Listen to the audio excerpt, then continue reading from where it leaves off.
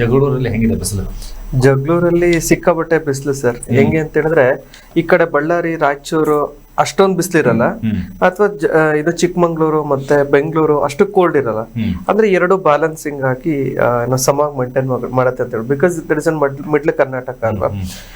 ಇನ್ನು ಚಿತ್ರದುರ್ಗ ಡಿಸ್ಟಿಕ್ ಅಥವಾ ಚಿತ್ರದುರ್ಗ ಬಂದ್ವಿ ಅಂತ ಹೇಳಿದ್ರೆ ಸುತ್ತ ಫುಲ್ ಗುಡ್ಡಗಳಿದೆ. ಬೇಸಿಗೆ ಕಾಲದಲ್ಲಿ ಹೈಪರ್ ಬೇಸಿಗೆ ಬಿಸಿಲಿರುತ್ತೆ, ಚಳಿಗಾಲದಲ್ಲಿ ಹೈಪರ್ ಚಳಿ ಇರುತ್ತೆ ಅಂತಾನೆ ಹೇಳ್ಬೋದು. ಸೊ ಒಂದೊಂದ್ ಕಡೆ ಒಂದೊಂದ್ ತರ ವೇರಿಯೇಷನ್ಸ್ ಅಬ್ವಿಯಸ್ಲಿ ಇದ್ದೇ ಇರುತ್ತೆ. ಏನ್ 1 or 2 ಡಿಗ್ರೀಸ್ ವೇರಿಯೇಷನ್ಸ್ ಅನ್ಬೋದು, ಆದ್ರೂ ಈ ಒಂದು ಆ ಡಿಗ್ರಿ ವೇರಿಯೇಷನ್ಸ್ ನಮ್ಮ ದೇಹಕ್ಕೆ ಅದು ತಡ್ಕೊಳಕ್ಕೆ ಇಂಬ್ಯಾಲೆನ್ಸ್ ಆಗುತ್ತೆ ಅಂತ. ಯಾಕಂದ್ರೆ ಒಂದು ಕಂಪ್ಯಾರಿಸನ್ ತಾವು ಕೊಡೋದಾಯ್ತು ಅಂದ್ರೆ, ಬೆಂಗಳೂರಿಗೆ ತಾವು ಹಲವಾರು ವರ್ಷಗಳಿಂದ ಟ್ರಾವೆಲ್ ಮಾಡ್ತಾ ಇರ್ತೀರಾ, ಹೋಗ್ತಾ ಇರ್ತೀರಾ, ಬರ್ತಾ ಇರ್ತೀರಾ. 5 ವರ್ಷ ಅಥವಾ 3 ವರ್ಷಗಳಿಂದ ಇರುವಂತಹ ಬೆಂಗಳೂರು ಅಥವಾ ಈಗ ನಾವು ನೋಡ್ತಾ ಇರುವಂತಹ ಬೆಂಗಳೂರಿಗೆ ತಮಗೆ ಏನ್ ಡಿಫ್ರೆನ್ಸ್ ಅನಿಸ್ತಾ ಇದೆ? ಸರ್ ಅಬ್ವಿಯಸ್ಲಿ ಏನಾಗ್ತದೆ ಅಂತ ಹೇಳಿದ್ರೆ, ಈ ಪೊಲ್ಯೂಷನ್, ವೆಹಿಕಲ್ಸ್ ಜಾಸ್ತಿ ಆಗೋದು, ಆಮೇಲೆ ಕಾರ್ಖಾನೆಗಳು ಜಾಸ್ತಿ ಆಗೋದು. ಗೌರ್ಮೆಂಟ್ ಅವ್ರು ಸ್ವಲ್ಪ ರೆಮಿಡೀಸ್ ಎಲ್ಲ ತಗೊಳ್ತಾ ಇದಾರೆ, ಬಟ್ ಈ ಒಂದು ಆ ಎಫೆಕ್ಟ್ ತುಂಬಾನೇ ಜಾಸ್ತಿ ಇದೆ. ಬಿಕಾಸ್ ಕಾರ್ಬನ್ ಡೈಆಕ್ಸೈಡ್, ಎಲ್ಲಿ ಕಾರ್ಬನ್ ಡೈಆಕ್ಸೈಡ್ ನಮ್ಮ ವಾತಾವರಣದಲ್ಲಿ ಜಾಸ್ತಿ ಆಗುತ್ತಲ್ಲ, ಅಲ್ಲಿ ಬಿಸಿಲು ಜಾಸ್ತಿ ಆಗುತ್ತೆ. ಯಾಕೆ ಅಂತ ಹೇಳಿದ್ರೆ ಅಲ್ಲಿ ಬಂದಿರೋ ಕಿರಣಗಳು ಅದನ್ನ ಹೀಟ್ ಮಾಡುತ್ತೆ. ಹೀಟ್ ಮಾಡ್ಬಿಟ್ಟು ಹೊರಗಡೆ ಹಾಕ್ಬೇಕಲ್ವಾ, ಅದು ಹೊರಗಡೆ ಹೋಗ್ದಂಗೆ ಅಲ್ಲೇ ಮೆಲ್ಲಗೆ ಹೊರಗಡೆ ಹೋಗುತ್ತೆ. ಹಂಗಾಗ್ಬಿಟ್ಟು ನೀವು ಬೆಳಗ್ಗೆ ಎದ್ದ ತಕ್ಷಣ ನೋಡಿ, ಅಂದ್ರೆ ಕಾರ್ಬನ್ ಡೈಆಕ್ಸೈಡ್ ಅಂದ್ರೆ ಓಝೋನ್ ಲೇಯರ್ ಇರುತ್ತಲ್ಲ, ಆ ಕಾರ್ಬನ್ ಡೈಆಕ್ಸೈಡ್ ಓಝೋನ್ ಲೇಯರ್ನ ಅಂದ್ರೆ O3 ಅಂತ ಹೇಳ್ತೀವಿ, ಆ ಓಝೋನ್ ಲೇಯರ್ನ ಡ್ಯಾಮೇಜ್ ಮಾಡುತ್ತೆ. ಅದಕ್ಕೆ ಇವಾಗೆಲ್ಲ ಸ್ವಲ್ಪ ಕಮ್ಮಿ ಆಗಿದೆ, ಬಟ್ ಇನ್ನೊಂದು 3-4 ವರ್ಷದ ಹಿಂದ್ಗಡೆ ಓಝೋನ್ ಲೇಯರ್ ತೂತು ಬೀಳ್ತಾ ಇದೆ. ಆ ಓಝೋನ್ ಲೇಯರ್ ತೂತು ಬೀಳೋದಂತಂದ್ರೆ ಏನು, ಅಲ್ಲೇನು ಹೊಲಿಗೆ ಹಾಕ್ಬೇಕಾ? ಅಲ್ಲ. ಅಂದ್ರೆ ಆ ಆಕ್ಸಿಜನ್ ಅಂದ್ರೆ O3 ಕಂಟೆಂಟ್ ಏನಿದೆಯಲ್ಲ, ಆ O3 ಕಂಟೆಂಟ್ ಈ CO ಕಾರ್ಬನ್ ಡೈಆಕ್ಸೈಡ್ ಇದೆಯಲ್ಲ ಅಥವಾ ಕಾರ್ಬನ್ ಮಾನಾಕ್ಸೈಡ್ ಇದೆಯಲ್ಲ, ಅಲ್ಲಿರ್ತಕ್ಕಂಥ ಲೇಯರ್ನ ಅದು ಕಮ್ಮಿ ಮಾಡ್ಬಿಟ್ಟು ಆ ಒಂದು ಭಾಗನ ಮಾತ್ರ ಒಂದ್ ಸ್ವಲ್ಪ ಆ ಲೇಯರ್ನ ಒಂಥರ ತೂತ್ ತರ ಮಾಡುತ್ತೆ. ಅದಕ್ಕೆ ನಾವು ಓಝೋನ್ ಲೇಯರ್ ತೂತ್ ಬಿದ್ದಿರೋದು ಅಂತ. ಅಲ್ಲಿರ್ತಕ್ಕಂಥ ಸೂರ್ಯ ಕಿರಣಗಳು ಅಲ್ಲಿ ಬೇಗ ಹೋಯ್ತು ಅಂತ ಹೇಳಿದ್ರೆ ಅಬ್ವಿಯಸ್ಲಿ ಅಲ್ಲಿ ಕಾರ್ಬನ್ ಡೈಆಕ್ಸೈಡ್ ಅಲ್ಲೇ ಹೀಟ್ನ ಅಲ್ಲೇ ಉಳಿಸ್ಕೊಳ್ಳುತ್ತೆ, ಹೊರಗಡೆ ಹಾಕಲ್ಲ. ಯಾವಾಗ ಹೊರಗಡೆ ಹಾಕಲ್ವೋ ಅವಾಗ ಬಾಡಿ ಈ ಟೆಂಪರೇಚರ್ ಜಾಸ್ತಿ ಆಗುತ್ತೆ, ಎಲ್ಲೇ ಆಗಿರ್ಬೋದು. ಆದ್ರೆ ಈ ಬೆಂಗಳೂರು ಅಂದ್ರೂ ಹಂಗೆ ಆಗಿರೋದು. ಇವಾಗ ನಾನು ಅವಾಗಲೇ ತಿಳಿಸ್ಕೊಟ್ಟಂಗೆ ವೆಹಿಕಲ್ಸ್ ಆಗಿರ್ಬೋದು, ಪೊಲ್ಯೂಷನ್ ಆಗಿರ್ಬೋದು, ಅವುಗಳಿಂದ ಆಕ್ಸಿಜನ್ ಕಂಟೆಂಟ್ ಕಮ್ಮಿ ಆಗುತ್ತೆ, ಕಾರ್ಬನ್ ಡೈಆಕ್ಸೈಡ್ ಕಂಟೆಂಟ್ ಜಾಸ್ತಿ ಆಗುತ್ತೆ. ಅವಾಗ ಅಬ್ವಿಯಸ್ಲಿ ಏನಾಗುತ್ತೆ, ಹೀಟ್ ಜಾಸ್ತಿ ಆಗ್ಬಿಟ್ಟು ಟೆಂಪರೇಚರ್ ಜಾಸ್ತಿ ಆಗ್ತದೆ. ಇದಾಗ್ತಾ ಇರೋದು ಎಲ್ಲ ಕಡೆನೂ ಹಂಗೆ ಆಗ್ತದೆ. ಅದಕ್ಕೆ ಹೇಳೋದು ಹಿಮಾಲಯ ಪರ್ವತ ಕರಗ್ತಾ ಇದೆ, ಗಂಗಾ ಎಲ್ಲ ಅಂದ್ರೆ ಹಿಮ ಕಮ್ಮಿ ಆಗ್ಬಿಟ್ಟು ಈ ಗಂಗಾ ಜಾಸ್ತಿ ಆಗ್ತಾ ಇದೆ, ಅಂದ್ರೆ ನೀರೆಲ್ಲ ಜಾಸ್ತಿ ಆಗ್ತಾ ಇದೆ, ಆಮೇಲೆ ಭೂಮಿ ಕಮ್ಮಿ ಆಗ್ತಾ ಇದೆ. ದೀಸ್ ಆರ್ ಅಂದ್ರೆ ನಾನು ಹೇಳೋದು, ಅದಕ್ಕೆ ಕಾರ್ಬನ್ ಡೈಆಕ್ಸೈಡ್ ನ ಕಮ್ಮಿ ಮಾಡ್ಬೇಕು ಅಂದ್ರೆ ಒಂದೇ ಒಂದು ರೆಮಿಡಿ ಇರೋದು, ಗಿಡಗಳನ್ನ ಚೆನ್ನಾಗಿ ಬೆಳೆಸಿ. ಅದಕ್ಕೆ ಗೌರ್ಮೆಂಟ್ ಅವರೆಲ್ಲ ಹೇಳ್ಬಿಟ್ಟು ಇವಾಗ ಇದು ಸಾಲುಮರದ ತಿಮ್ಮಕ್ಕ ಅವ್ರನ್ನ ಅಲ್ಲಿ ಹೇಳಿದ ಒಂದು ಗ್ರೇಟ್ನೆಸ್ ಅಂತ ಬಂತಂದ್ರೆ ಏನು, ಒಂದು ಅಲ್ಲಿ ಊರಿಗೆ ಹೋದ್ರೆ ಒಂದು 500 ಅಥವಾ 100 ಗಿಡಗಳು ಬೆಳೆಸೋದಕ್ಕೆ ಇಷ್ಟೊಂದೆಲ್ಲ ನಾವು ಮೆರೆಸ್ಬೇಕಾ? ಯಾಕಂದ್ರೆ ಇಡೀ ಒಂದು ಊರುಗಳಿಗೆ ಹೋದ್ರು ಕೂಡ, ಹಳ್ಳಿಗಳಿಗೆ ಹೋದ್ರು ಕೂಡ ಈ ಪಾರ್ಕ್ ಅಂತ ಬಂದ್ರೆ ಸಾಲುಮರದ Thimmakka park, uneducated, she's don't know anything, but ಈವೊಂದು ಆ ಮರಗಳು ಬೆಳೆಸೋದಕ್ಕೆ ಇಷ್ಟೊಂದೆಲ್ಲ ನಾವು ಹೆಸರು ಕೊಡ್ಬೇಕಾ? ಅಂದ್ರೆ ಅದೇನ್ ಗೊತ್ತಾ, ಈ ಭೂಮಿ ಇರೋವರೆಗೂ ಆ ಸಾಲುಮರದ ತಿಮ್ಮಕ್ಕ ಪಾರ್ಕ್ ಅನ್ನೋದು ಇದ್ದೇ ಇರುತ್ತೆ. ನಾವು ಅಷ್ಟೊಂದು ಗ್ರೇಟ್ನೆಸ್, ಅಷ್ಟೊಂದು ಅಚೀವ್ಮೆಂಟ್ ಮಾಡಿದಾರ ಅಂತಂದ್ರೆ ಇಲ್ಲ. ಆದ್ರೆ ಜನಗಳಿಗೆ ಈ ಒಂದು 10 ವರ್ಷ 15 ವರ್ಷದ ಹಿಂದ್ಗಡೆ ಸಾಲುಮರದ ತಿಮ್ಮಕ್ಕ ಬರ್ಲಿಲ್ದಕ್ಕಿಂತ ಮುಂಚೆ ಎಲ್ಲರೂ ಸೌದೆ ಯೂಸ್ ಮಾಡ್ತಾ ಇದ್ರು, ಎಲ್ಲರೂ ಮರಗಳನ್ನ ಕಡಿತಾ ಇದ್ರು, ಮರಗಳ ಬಗ್ಗೆ ಅವೇರ್ನೆಸ್ ಇರ್ಲಿಲ್ಲ.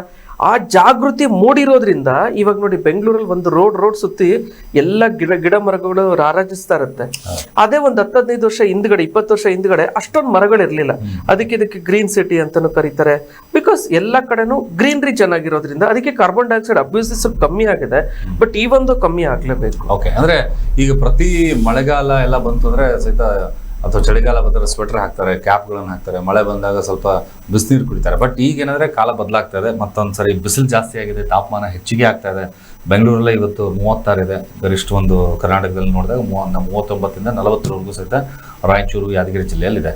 ಅಂದ್ರೆ ಈ ವಿಶೇಷವಾಗಿ ನಾವೆಲ್ಲರೂ ಸಹಿತ ಎಚ್ಚೆತ್ಕೊಳ್ಬೇಕಾಗಿರುವಂಥ ಒಂದು ವಿಷಯ ಏನಪ್ಪಾ ಅಂತಂದ್ರೆ, ಒಂದು ಸಹಜವಾಗಿ ಬರುವಂಥ ಕಾಯಿಲೆಗಳು ಒಂದು ಗೊತ್ತಿರುತ್ತೆ, ಬಿಸಿಲು ಜಾಸ್ತಿ ಇದೆ, ನಮ್ಮ ಆರೋಗ್ಯ ರಕ್ಷಣೆಯನ್ನ ಹೇಗೆ ಮಾಡ್ಕೋಬೇಕು ಅನ್ನೋದಾಯ್ತಂದ್ರೆ ನಿಮ್ಮ ಒಂದಿಷ್ಟು ಆಯುರ್ವೇದ ಸೂತ್ರಗಳು ಏನ್ ಹೇಳುತ್ತೆ? ನೋಡಿ ಸರ್, ಯೂಶಲಿ ಏನಾಗುತ್ತೆ ಅಂತ ಹೇಳಿದ್ರೆ ಈ ಆಯುರ್ವೇದ ಪ್ರಕಾರ ಈ ಬೇಸಿಗೆ ಕಾಲದಲ್ಲಿ ವಾಯುಗುಣ ಜಾಸ್ತಿ ಇರುತ್ತೆ. ಎಲ್ಲಿ ವಾಯುಗುಣ ಜಾಸ್ತಿ ಇರುತ್ತೆ ಅದನ್ನು ಬೇಸಿಕ್ಸ್ ತಿಳಿಸ್ಬಿಡ್ತೀನಿ. ಆಯುರ್ವೇದದಲ್ಲಿ ಬೇಸಿಕ್ ಮೂಲ ಅಂತ ಹೇಳಿದ್ರೆ ವಾತ ಪಿತ್ತ ಕಫ ಅಂತ. ವಾತ ಅಂತ ಹೇಳಿದ್ರೆ ಅಲ್ಲಿ ಡಿಹೈಡ್ರೇಷನ್ ಅಂದ್ರೆ ಒಣ ಆಗೋದು ಆತರ. ಸೊ ಈ ಸೀಸನ್ ಅಲ್ಲಿ ವಾಯುಗುಣ ಜಾಸ್ತಿ ಆಗುತ್ತೆ. ಯಾವಾಗ ವಾಯುಗುಣ ಜಾಸ್ತಿ ಆಗುತ್ತೆ ಅಲ್ಲಿ ಬಾಡಿ ಫುಲ್ ಏನಾಗುತ್ತೆ ಅಂದ್ರೆ ಒಂಥರ ಕರ ಆಗುತ್ತೆ, ಅಂದ್ರೆ ಒಂಥರ ಡ್ರೈನೆಸ್ ಬರೋದಾಗಿರ್ಬೋದು, ಅಥವಾ ಬಾಡಿ ಎಲ್ಲ ಒಂಥರ ಸುಕ್ಲು ಬಂದಂಗ ಆಗಿರ್ಬೋದು, ಅಥವಾ ಕೂದಲುಗೆ ನರಿಶ್ಮೆಂಟ್ ಸಿಗ್ದಲೇ ಆಗಿರ್ಬೋದು. ಟೋಟಲ್ ಆಗಿ ಬಾಡಿ ಒಳಗಡೆ ನರಿಶ್ಮೆಂಟ್ ಕಮ್ಮಿ ಆಗುತ್ತೆ, ಅಲ್ಲಿ ಡಿಹೈಡ್ರೇಷನ್ ಆಗುತ್ತೆ ಅಂತಾನೆ ಹೇಳ್ಬೋದು. ಸೊ ಹಂಗಾಗ್ಬಿಟ್ಟು ಇವಾಗ ಆಯುರ್ವೇದದಲ್ಲಿ ಏನ್ ಹೇಳ್ತಾರೆ, ಇವಾಗ ಯುಗಾದಿ ಹಬ್ಬ ಬರ್ತಾ ಇದೆಯಲ್ವಾ, ಒಂದ್ 2-3 ದಿನ ಆದ್ಮೇಲೆ ಅಲ್ಲಿ ಏನ್ ಮಾಡ್ತಾರೆ ಹೇಳಿ, ಹರಳೆಣ್ಣೆನ ಚೆನ್ನಾಗಿ ಹಚ್ಬೇಕು. ಯಾವಾಗ್ಲೂ ಕೊಬ್ಬರೆಣ್ಣೆ ಹಚ್ತೀವಿ, ಇದನ್ನ ಹಚ್ತೀವಿ, ಏನೋ ಒಳ್ಳೆಣ್ಣೆ ಹಚ್ತೀವಿ, ಆತರ ಅಲ್ಲ, ಹರಳೆಣ್ಣೆನೇ ಹಚ್ಬೇಕು ಅಂತ ಸಂಪ್ರದಾಯ ಇರೋದು. ಯಾಕೆ ಅಂತ ಹೇಳಿದ್ರೆ ಆ ಸೀಸನ್ ಅಲ್ಲಿ ಇದಕ್ಕೆ ಏನೋ ಹರಳೆಣ್ಣೆಗೆ ಅಲ್ಲಿ ವಾಯುನ ಕಮ್ಮಿ ಮಾಡ್ತಕ್ಕಂಥ ಗುಣ ಇದೆ. ಅಂದ್ರೆ ಆ ಬಾಡಿಗೆ ಹೈಡ್ರೇಷನ್ ಕೊಡುತ್ತೆ, ಸ್ಕಿನ್ ಡಿಸಾರ್ಡರ್ ಬರ್ಲಿಲ್ದಂಗೆ ನೋಡ್ಕೊಳ್ಳುತ್ತೆ, ದೇಹ ತಂಪಾಗಿಡುತ್ತೆ. ಅದರಲ್ಲಿ ಏನು ಹರಳೆಣ್ಣೆ ಆಕ್ಚುಲಿ ಶೀತವೀರ್ಯ, ಅದು ಅಂದ್ರೆ ನಮ್ಮ ದೇಹನ ತಂಪು ಮಾಡುತ್ತೆ. ಹಂಗಾಗ್ಬಿಟ್ಟು ಎಲ್ಲ ಕಡೆ ಮೈಗೆ ತಲೆಯಿಂದ ಕಾಲವರೆಗೂ ಚೆನ್ನಾಗಿ ಎಣ್ಣೆ ಹಚ್ಬಿಟ್ಟು ಸ್ವಲ್ಪ ಬಿಸಿಲಲ್ಲಿ ಅಡ್ಡಾಡಿ ಎಂಜಾಯ್ ಮಾಡ್ಬಿಟ್ಟು ಆಮೇಲೆ ನಾವು ಸ್ನಾನ ಮಾಡೋದು. ಆತರ ಅದನ್ನ ವೀಕ್ಲಿ ಒನ್ಸ್ ಮಾಡಿದ್ರೆ ತುಂಬಾ ಒಳ್ಳೇದು. ಇನ್ನು ದಿನ ಮಾಡಿದ್ರೆ ಇನ್ನೂ ಒಳ್ಳೇದು. ನಮ್ಮ ಆಯುರ್ವೇದದಲ್ಲಿ ಫಸ್ಟ್ ಚಾಪ್ಟರ್ ಅಲ್ಲೇ ಹೇಳ್ತಾರೆ, ಅಲ್ಲಿ ಸ್ವಾಸ್ಥ್ಯ ಮೇಂಟೈನ್ ಮಾಡ್ಬೇಕು ಅಂತಂದಾಗ ಅಲ್ಲಿ ಈ ಏನು ಅಭ್ಯಂಗ ಸ್ನಾನ ದಿನ ಮಾಡ್ಬೇಕು ಅಂತ ಇದೆ. ಆದ್ರೆ ಅಟ್ಲೀಸ್ಟ್ ಈ ಸೀಸನ್ ಬಂತು ಅಂದ ತಕ್ಷಣ ನೀವು ವಾರಕ್ಕೊಂದ್ಸರಿನಾದ್ರೂ ತಲೆಯಿಂದ ಕಾಲವರೆಗೂ ಹರಳೆಣ್ಣೆಯಿಂದ, ಎಸ್ಪೆಷಲಿ ಹರಳೆಣ್ಣೆಯಿಂದ ಮಸಾಜ್ ಮಾಡ್ಬಿಟ್ಟು ಸ್ವಲ್ಪ ಬಿಸಿಲಲ್ಲಿ ಅಡ್ಡಾಡಿ ಆಮೇಲೆ ಸ್ನಾನ ಮಾಡೋದ್ರಿಂದ ಖಂಡಿತವಾಗ್ಲೂ ನಮ್ ದೇಹ ತಂಪಾಗಿರುತ್ತೆ. ಈ ಸೀಸನ್ ನಾವು ಖುಷಿಯಾಗಿ ಕಳಿಬಹುದು. ಓಕೆ, ಅಂದ್ರೆ ಇದು ಒಂದು ತಾವು ಹೇಳ್ತಾರೆ ಯುಗಾದಿ ಆರಂಭ ಅಂತ ಹೇಳಿ, ಬಟ್ ಈಗಾಗಲೇ ಬಿಸಿಲಿದೆ. ಯುಗಾದಿ ನಂತರ ಅಥವಾ ಈ ಕ್ಷಣದಿಂದಲೇ ಈ ದಿನದಿಂದ ನಾವು ಆರಂಭ ಮಾಡಬೇಕಿರುವಂತಷ್ಟು ಆರೋಗ್ಯ ಸೂತ್ರಗಳು ಯಾವುದು? ಇವಾಗ ಆರೋಗ್ಯ ಸೂತ್ರಗಳು ಅಂತ ಬಂದಾಗ ಫಾರ್ ಎಕ್ಸಾಂಪಲ್ ಫಸ್ಟ್ ಬರೋದೇ ಡಿಹೈಡ್ರೇಷನ್. ಅಲ್ಲಿ ಏನೇನ್ ಕಾಯಿಲೆಗಳಾಗತ್ತೆ ಅಂತ ಒಂದು ಸಂಕ್ಷಿಪ್ತವಾಗಿ ಬಂದ್ರೆ, ಫಸ್ಟ್ ಆಗೋದು ಸನ್ ಸ್ಟ್ರೋಕ್ ಅಂತ ಆಗುತ್ತೆ, ಹೀಟ್ ಸ್ಟ್ರೋಕ್ ಅಂತ ಹೇಳ್ತೀವಿ. ಆಮೇಲೆ ಆ ಮತ್ತೆ ಏನೋ ಸನ್ ಸ್ಟ್ರೋಕ್ ಅಥವಾ ಹೀಟ್ ಸ್ಟ್ರೋಕ್ ಅಂದ್ರೆ ಏನು ಅಂತ ಹೇಳಿದ್ರೆ, ನಾವು ಬಿಸಿಲಿಗೆ ಹೋಗ್ತಾ ಇರ್ತೀವಿ, ನಮ್ಮ ಬಾಡಿ ಒಳಗೆ ಏನೋ ಡಿಹೈಡ್ರೇಷನ್ ಆಗುತ್ತೆ. ಡಿಹೈಡ್ರೇಷನ್ ಆಗಿದ ತಕ್ಷಣ ತಲೆ ಚಕ್ಕರ್ ಬಂದಂಗೆ ಆಗುತ್ತೆ, ಬಿದ್ದಂಗ. ಅಂದ್ರೆ ಸಾಕಷ್ಟು ಜನರಿಗೆ ಏನ್ ಗೊತ್ತಿದೆ ಅಂದ್ರೆ ಸ್ಟ್ರೋಕ್ ಅಂದ್ರೆ ಕೈಕಾಲೆಲ್ಲ ಇದಾಗ್ಬಿಡುತ್ತೆ, ಕೆಲಸ ಮಾಡಲ್ಲ ಅಂತ ಹೇಳಿ. ಬಟ್ ಸನ್ ಸ್ಟ್ರೋಕ್ ಹೆಂಗ್ ಡಿಫ್ರೆನ್ಸಿಯೇಷನ್ ತಾವು ಹೇಳ್ಬೋದು? ಇವಾಗ ಏನೋ ನಾವು ನಾರ್ಮಲ್ ಸ್ಟ್ರೋಕ್ ಅಂತ ಬಂದ್ರೆ ಅಥವಾ ಪ್ಯಾರಲೈಸಿಸ್ ಅಂತ ಬಂದಾಗ ಬ್ರೈನ್ ಸೆಲ್ಸ್ ಅಲ್ಲಿ ಅದು ಕ್ಲಾಟ್ ಆಗ್ಬಿಡುತ್ತೆ, ಅಥವಾ ಬ್ರೈನ್ ಸೆಲ್ಸ್ ಅಲ್ಲಿ ರಕ್ತ ಸಂಚಾರ ಕಮ್ಮಿ ಆಗ್ಬಿಟ್ಟು ಅಲ್ಲಿ ಇನ್ಫಾರ್ಕ್ಟ್ಸ್ ಅಂತ ಆಗುತ್ತೆ. Okay, that is an paralysis. ಅದು ಕಂಪ್ಲೀಟ್ ಪ್ಯಾರಲೈಸ್ ಆಗ್ಬಿಡುತ್ತೆ.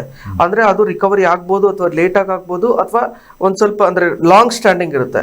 ಬಟ್ ಹೀಟ್ ಸ್ಟ್ರೋಕ್ ಅಥವಾ ಸನ್ ಸ್ಟ್ರೋಕ್ ಅಂತ ಬಂದಾಗ ತಾತ್ಕಾಲಿಕ, 5 ನಿಮಿಷನೋ 10 ನಿಮಿಷನೋ ಆ ತರ ಇರುತ್ತೆ. ಅದೇ ಏನಾದ್ರು ಜಾಸ್ತಿ ಬಿಟ್ಕೊಂಡ್ಬಿಟ್ವಿ ಅಂತ ಹೇಳಿದ್ರೆ, ಅಥವಾ ಅದಕ್ಕೆ ಸರಿಯಾಗಿ ನೀರ್ ಕುಡಿಲಿಲ್ಲ, ಆ ಟೈಮಲ್ಲಿ ನರಿಶ್ಮೆಂಟ್ ಸಿಗ್ಲಿಲ್ಲ ಅಂತ ಹೇಳಿದ್ರೆ ಕೆಲವೊಂದ್ಸರಿ ಸತ್ತೇ ಹೋಗೋ ಚಾನ್ಸಸ್ ಇರುತ್ತೆ.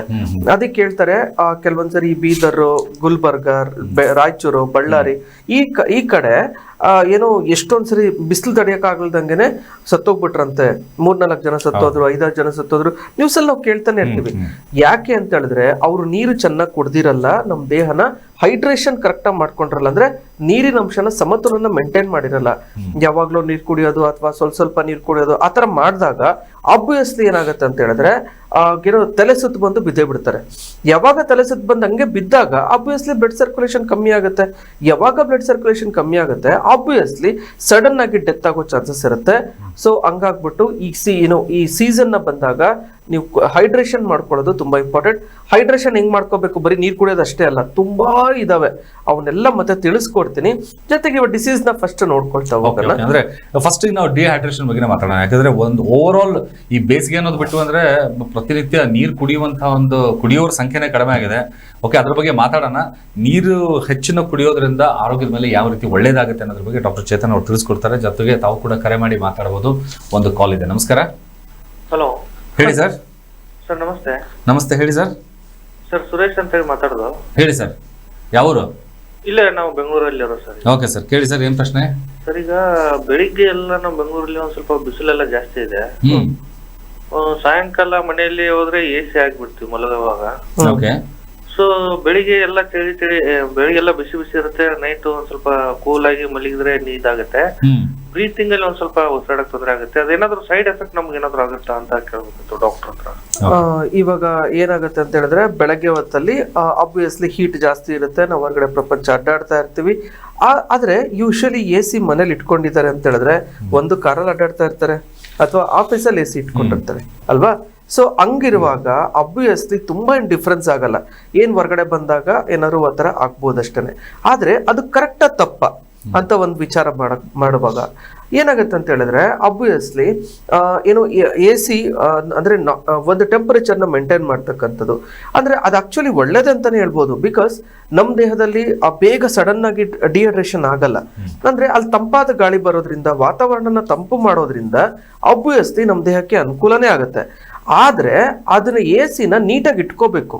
ಅದು ಒಂದು ಸೀಸನ್ ಬರ್ತಿದ್ದಂಗೆ ಆನ್ ಮಾಡ್ತೀವಿ ಅಂದಿದ ತಕ್ಷಣ ಅಲ್ಲಿ ಕೆಲವೊಂದ್ಸರಿ ಏನೋ ನೀಟಾಗಿ ಕ್ಲೀನ್ ಮಾಡ್ಕೊಳ್ಳೋದು, ಅದರಲ್ಲಿ ಫಂಗಸ್ ಎಲ್ಲ ಇರುತ್ತೆ.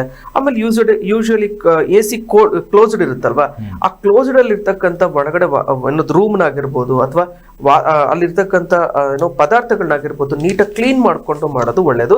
ಆಮೇಲೆ ಅದ್ರ ಜೊತೆಗೆ ಬೆಳಗ್ಗೆ ಎಲ್ಲ ಅಥವಾ ಒಂದು ಸ್ವಲ್ಪ ಹೊತ್ತು ಎಲ್ಲ ವಿಂಡೋಸ್ ಎಲ್ಲ ಓಪನ್ ಮಾಡಿ ಬಿಟ್ರೆ, ಯಾಕಂದ್ರೆ ನಾವು ಉಸಿರಾಡಿರ್ತೀವಿ, ಕೆಲವೊಂದ್ಸರಿ ಮೈಯಲ್ಲಿ ಇರ್ತಕ್ಕಂಥ ದುರ್ಗಂಧ ಎಲ್ಲ ಹೊರಗಡೆ ಬರ್ತಾ ಇರುತ್ತೆ. ಅದರಿಂದನೂ ಕೂಡ ಅಬ್ವಿಯಸ್ಲಿ ಅಲ್ಲಿ ಕಾರ್ಬನ್ ಡೈಆಕ್ಸೈಡ್ ಸ್ವಲ್ಪ ಜಾಸ್ತಿ ಆಗ್ಬಿಟ್ಟು ಬೇರೆ ತರ ಆರೋಗ್ಯದ ಎಫೆಕ್ಟ್ ಆಗ್ಬೋದು. ಬಟ್ ಈ ಸೀಸನ್ಗೆ AC ಸ್ವಲ್ಪ ಒಳ್ಳೇದೇ ಅಂತಾನೆ ಹೇಳ್ಬೋದು. ಏನು ಆರ್ಟಿಫಿಷಿಯಲ್ ಡಿಹೈಡ್ರೇಷನ್ ಮಾಡ್ದಂಗೆ ಅಷ್ಟೇ. That is one of the okay. ಯಾಕಂತಂದ್ರೆ ಈಗ ಏನಾಗುತ್ತೆ ಕೆಲವೊಂದ್ಸರಿ ಏನಂದ್ರೆ ಪ್ರಕೃತಿಯಿಂದ ಬರುವಂತಹ ಸಹಜವಾಗಿರುವಂತಹ ಮಳೆ, ಚಳಿ ಅಥವಾ ಬಿಸಿಲು ಎಲ್ಲವೂ ಸಹಿತ ಇದ್ರೂ ಸಹಿತ ಎಲ್ಲೊಂದ್ ಕಡೆ ನಾವು ಟೆಕ್ನಿಕಲ್ ಬಳಕೆಗಳನ್ನ ಹೆಚ್ಚಾಗಿ ಮಾಡ್ತೇವೆ. ಉದಾಹರಣೆಗೆ AC ಆಗಿರ್ಬೋದು, ನಾವು ಕೂಡ ಎಲ್ಲ ಸಹಿತ ಪ್ರತಿನಿತ್ಯವೂ ಸಹಿತ AC ಯೂಸ್ ಮಾಡ್ತಾನೆ ಇರ್ತೀವಿ. ಬಟ್ ಮುಂಬರುವಂಥ ದಿನಗಳಲ್ಲಿ ಮಕ್ಕಳು ಯಾವತ್ತೂ AC-ಯಲ್ಲೇ ಇರ್ತಾರೆ. ಕೃತಕವಾಗಿರುವಂತಹ ಪದಾರ್ಥಗಳ ಮೂಲಕನೇ ಅವರು ಜೀವನ ನಡೆಸಿಬರುವಂತಹ ಒಂದು ಅನಿವಾರ್ಯತೆ ಇರುತ್ತೆ. ಮುಂಬರುವಂಥ ದಿನಗಳಲ್ಲಿ ಮಕ್ಕಳು ಯಾವ ರೀತಿ ಇದ್ರ ಬಗ್ಗೆ ಅಡ್ಜಸ್ಟ್ ಆಗ್ಬೇಕಾ ಅಥವಾ ಇದೇ ಲೈಫ್ ಅಂತ? ಅಯ್ಯೋ ಸರ್, ಅಲ್ವೇ ಅಲ್ಲ. ಬಿಕಾಸ್ ನಮ್ ಸೊಫಾಸ್ಟಿಕೇಶನ್ಗೆ ನಾವು AC ಯೂಸ್ ಮಾಡೋದು, ಫ್ಯಾನ್ ಯೂಸ್ ಮಾಡೋದು ಆಗಿರುತ್ತೆ. ಸೊ ಆದ್ರೆ ಅದೇ ಜೀವನ ಆಗ್ಬಾರ್ದು ಆಕ್ಚುಲಿ. ಇವಾಗ ಏನಾಗುತ್ತೆ ಕೆಲವೊಂದ್ಸರಿ ಇವಾಗ ಕಾರಲ್ಲಿ ಅಡ್ಡಾಡ್ತಿರ್ತಾರೆ. ಆದ್ರೆ ಇವಾಗ AC ಇತ್ತು ಅಂತ ಹೇಳಿದ್ರೆ ಅಬ್ವಿಯಸ್ಲಿ ನೀವು ಟೆಸ್ಟ್ ಮಾಡಿ ನೋಡಿ.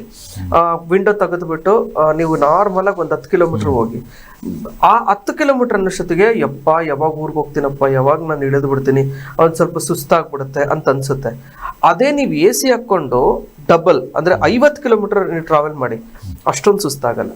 ಬೇಕಾದ್ರೆ ಯೂಶಲಿ ಎಲ್ಲರೂ ಅಬ್ಸರ್ವ್ ಮಾಡ್ಬೋದು. ಬಿಕಾಸ್ ಅಲ್ಲಿ ಏನಾಗುತ್ತೆ ಅಂದ್ರೆ ಅಲ್ಲಿ ಎಗೇನ್ ಇವಾಗ ಟ್ರಾವೆಲಿಂಗ್ ಮಾಡಿದಾಗ ನಮ್ಮ ಬಾಡಿ ಒಳಗೆ ವಾಯುಗುಣ ಜಾಸ್ತಿ ಆಗ್ತಾ ಹೋಗುತ್ತೆ, ಅಲ್ಲಿ ಡಿಹೈಡ್ರೇಷನ್ ಜಾಸ್ತಿ ಆಗ್ತಾ ಹೋಗುತ್ತೆ, ನಾವು ಪದೇ ಪದೇ ನೀರು ಕುಡಿಯೋಕ್ಕಾಗಲ್ಲ.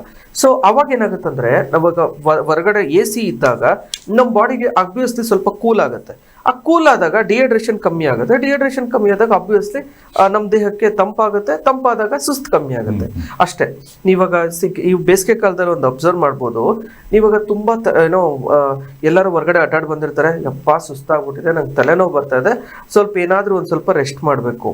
ಬಟ್ ಅದ್ರ ರೆಸ್ಟ್ ಮಾಡೋದಕ್ಕಿಂತ ಚೆನ್ನಾಗಿ ನೀರ್ ಕುಡಿರಿ ಅಥವಾ ಜ್ಯೂಸ್ ಕುಡಿದು, ಆವಾಗ ಅಂದ್ರೆ ಡಿಹೈಡ್ರೇಷನ್ ಆಗಿರುವಾಗ ತಲೆನೋವು ಬರುತ್ತೆ. ಕೆಲವೊಂದ್ಸರಿ ಏನಾಗುತ್ತೆ, ನೀರ್ ಕಮ್ಮಿ ಆಗುತ್ತೆ ನಮ್ಮ ದೇಹದಲ್ಲಿ ಅಂದಾಗ ಒಂದೊಂದ್ಸರಿ ಒಂದ್ ಕಡೆ ತಲೆನೋವು ಬರೋದು ಅಥವಾ ಒಂದ್ ಕಡೆ ಭಾರ ಆಗೋದು ಆಗ್ತಾ ಇರುತ್ತೆ.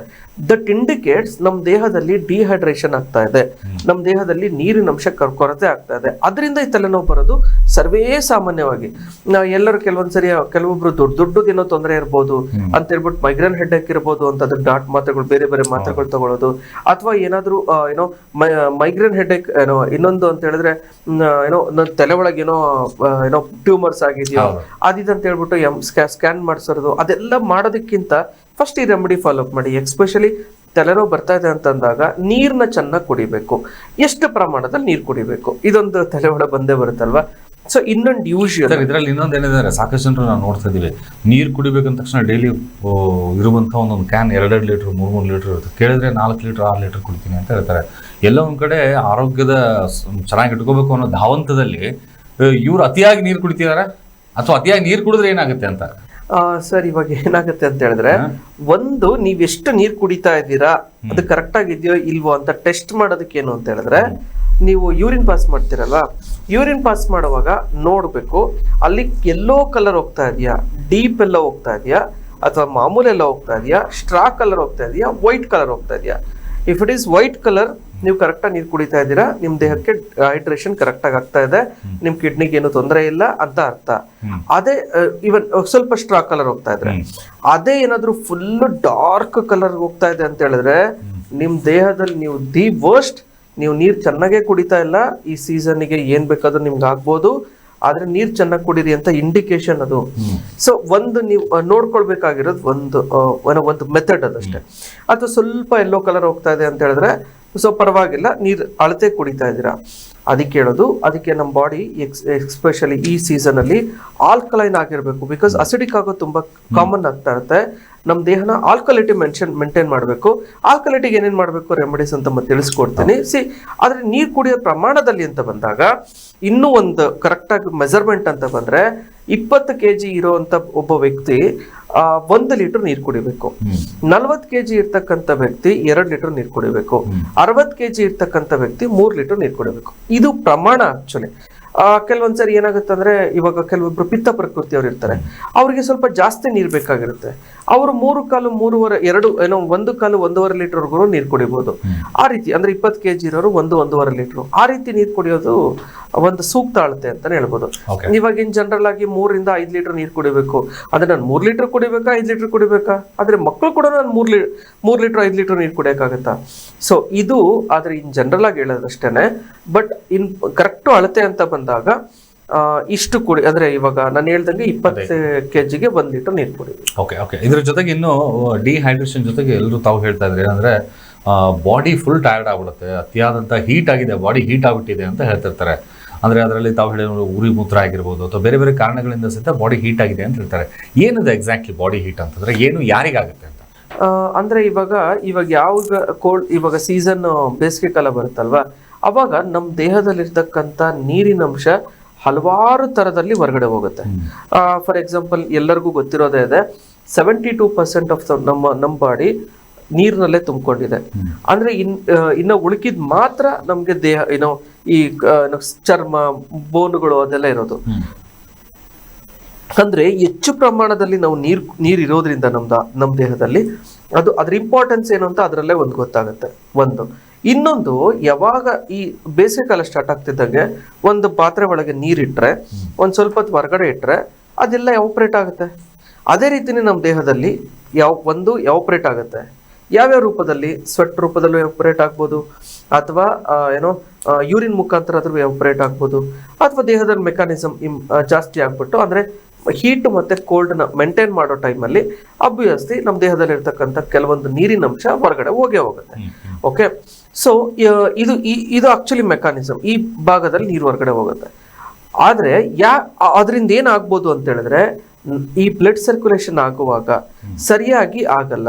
ಅವಾಗ ಏನಾಗುತ್ತೆ, ನೀರಿನ ಅಂಶ ಕಮ್ಮಿ ಆಗುತ್ತಲ್ವಾ, ಅವಾಗ ಅಬ್ವಿಯಸ್ಲಿ ಬ್ಲಡ್ ಸರ್ಕ್ಯುಲೇಷನ್ ಆಗಲ್ಲ.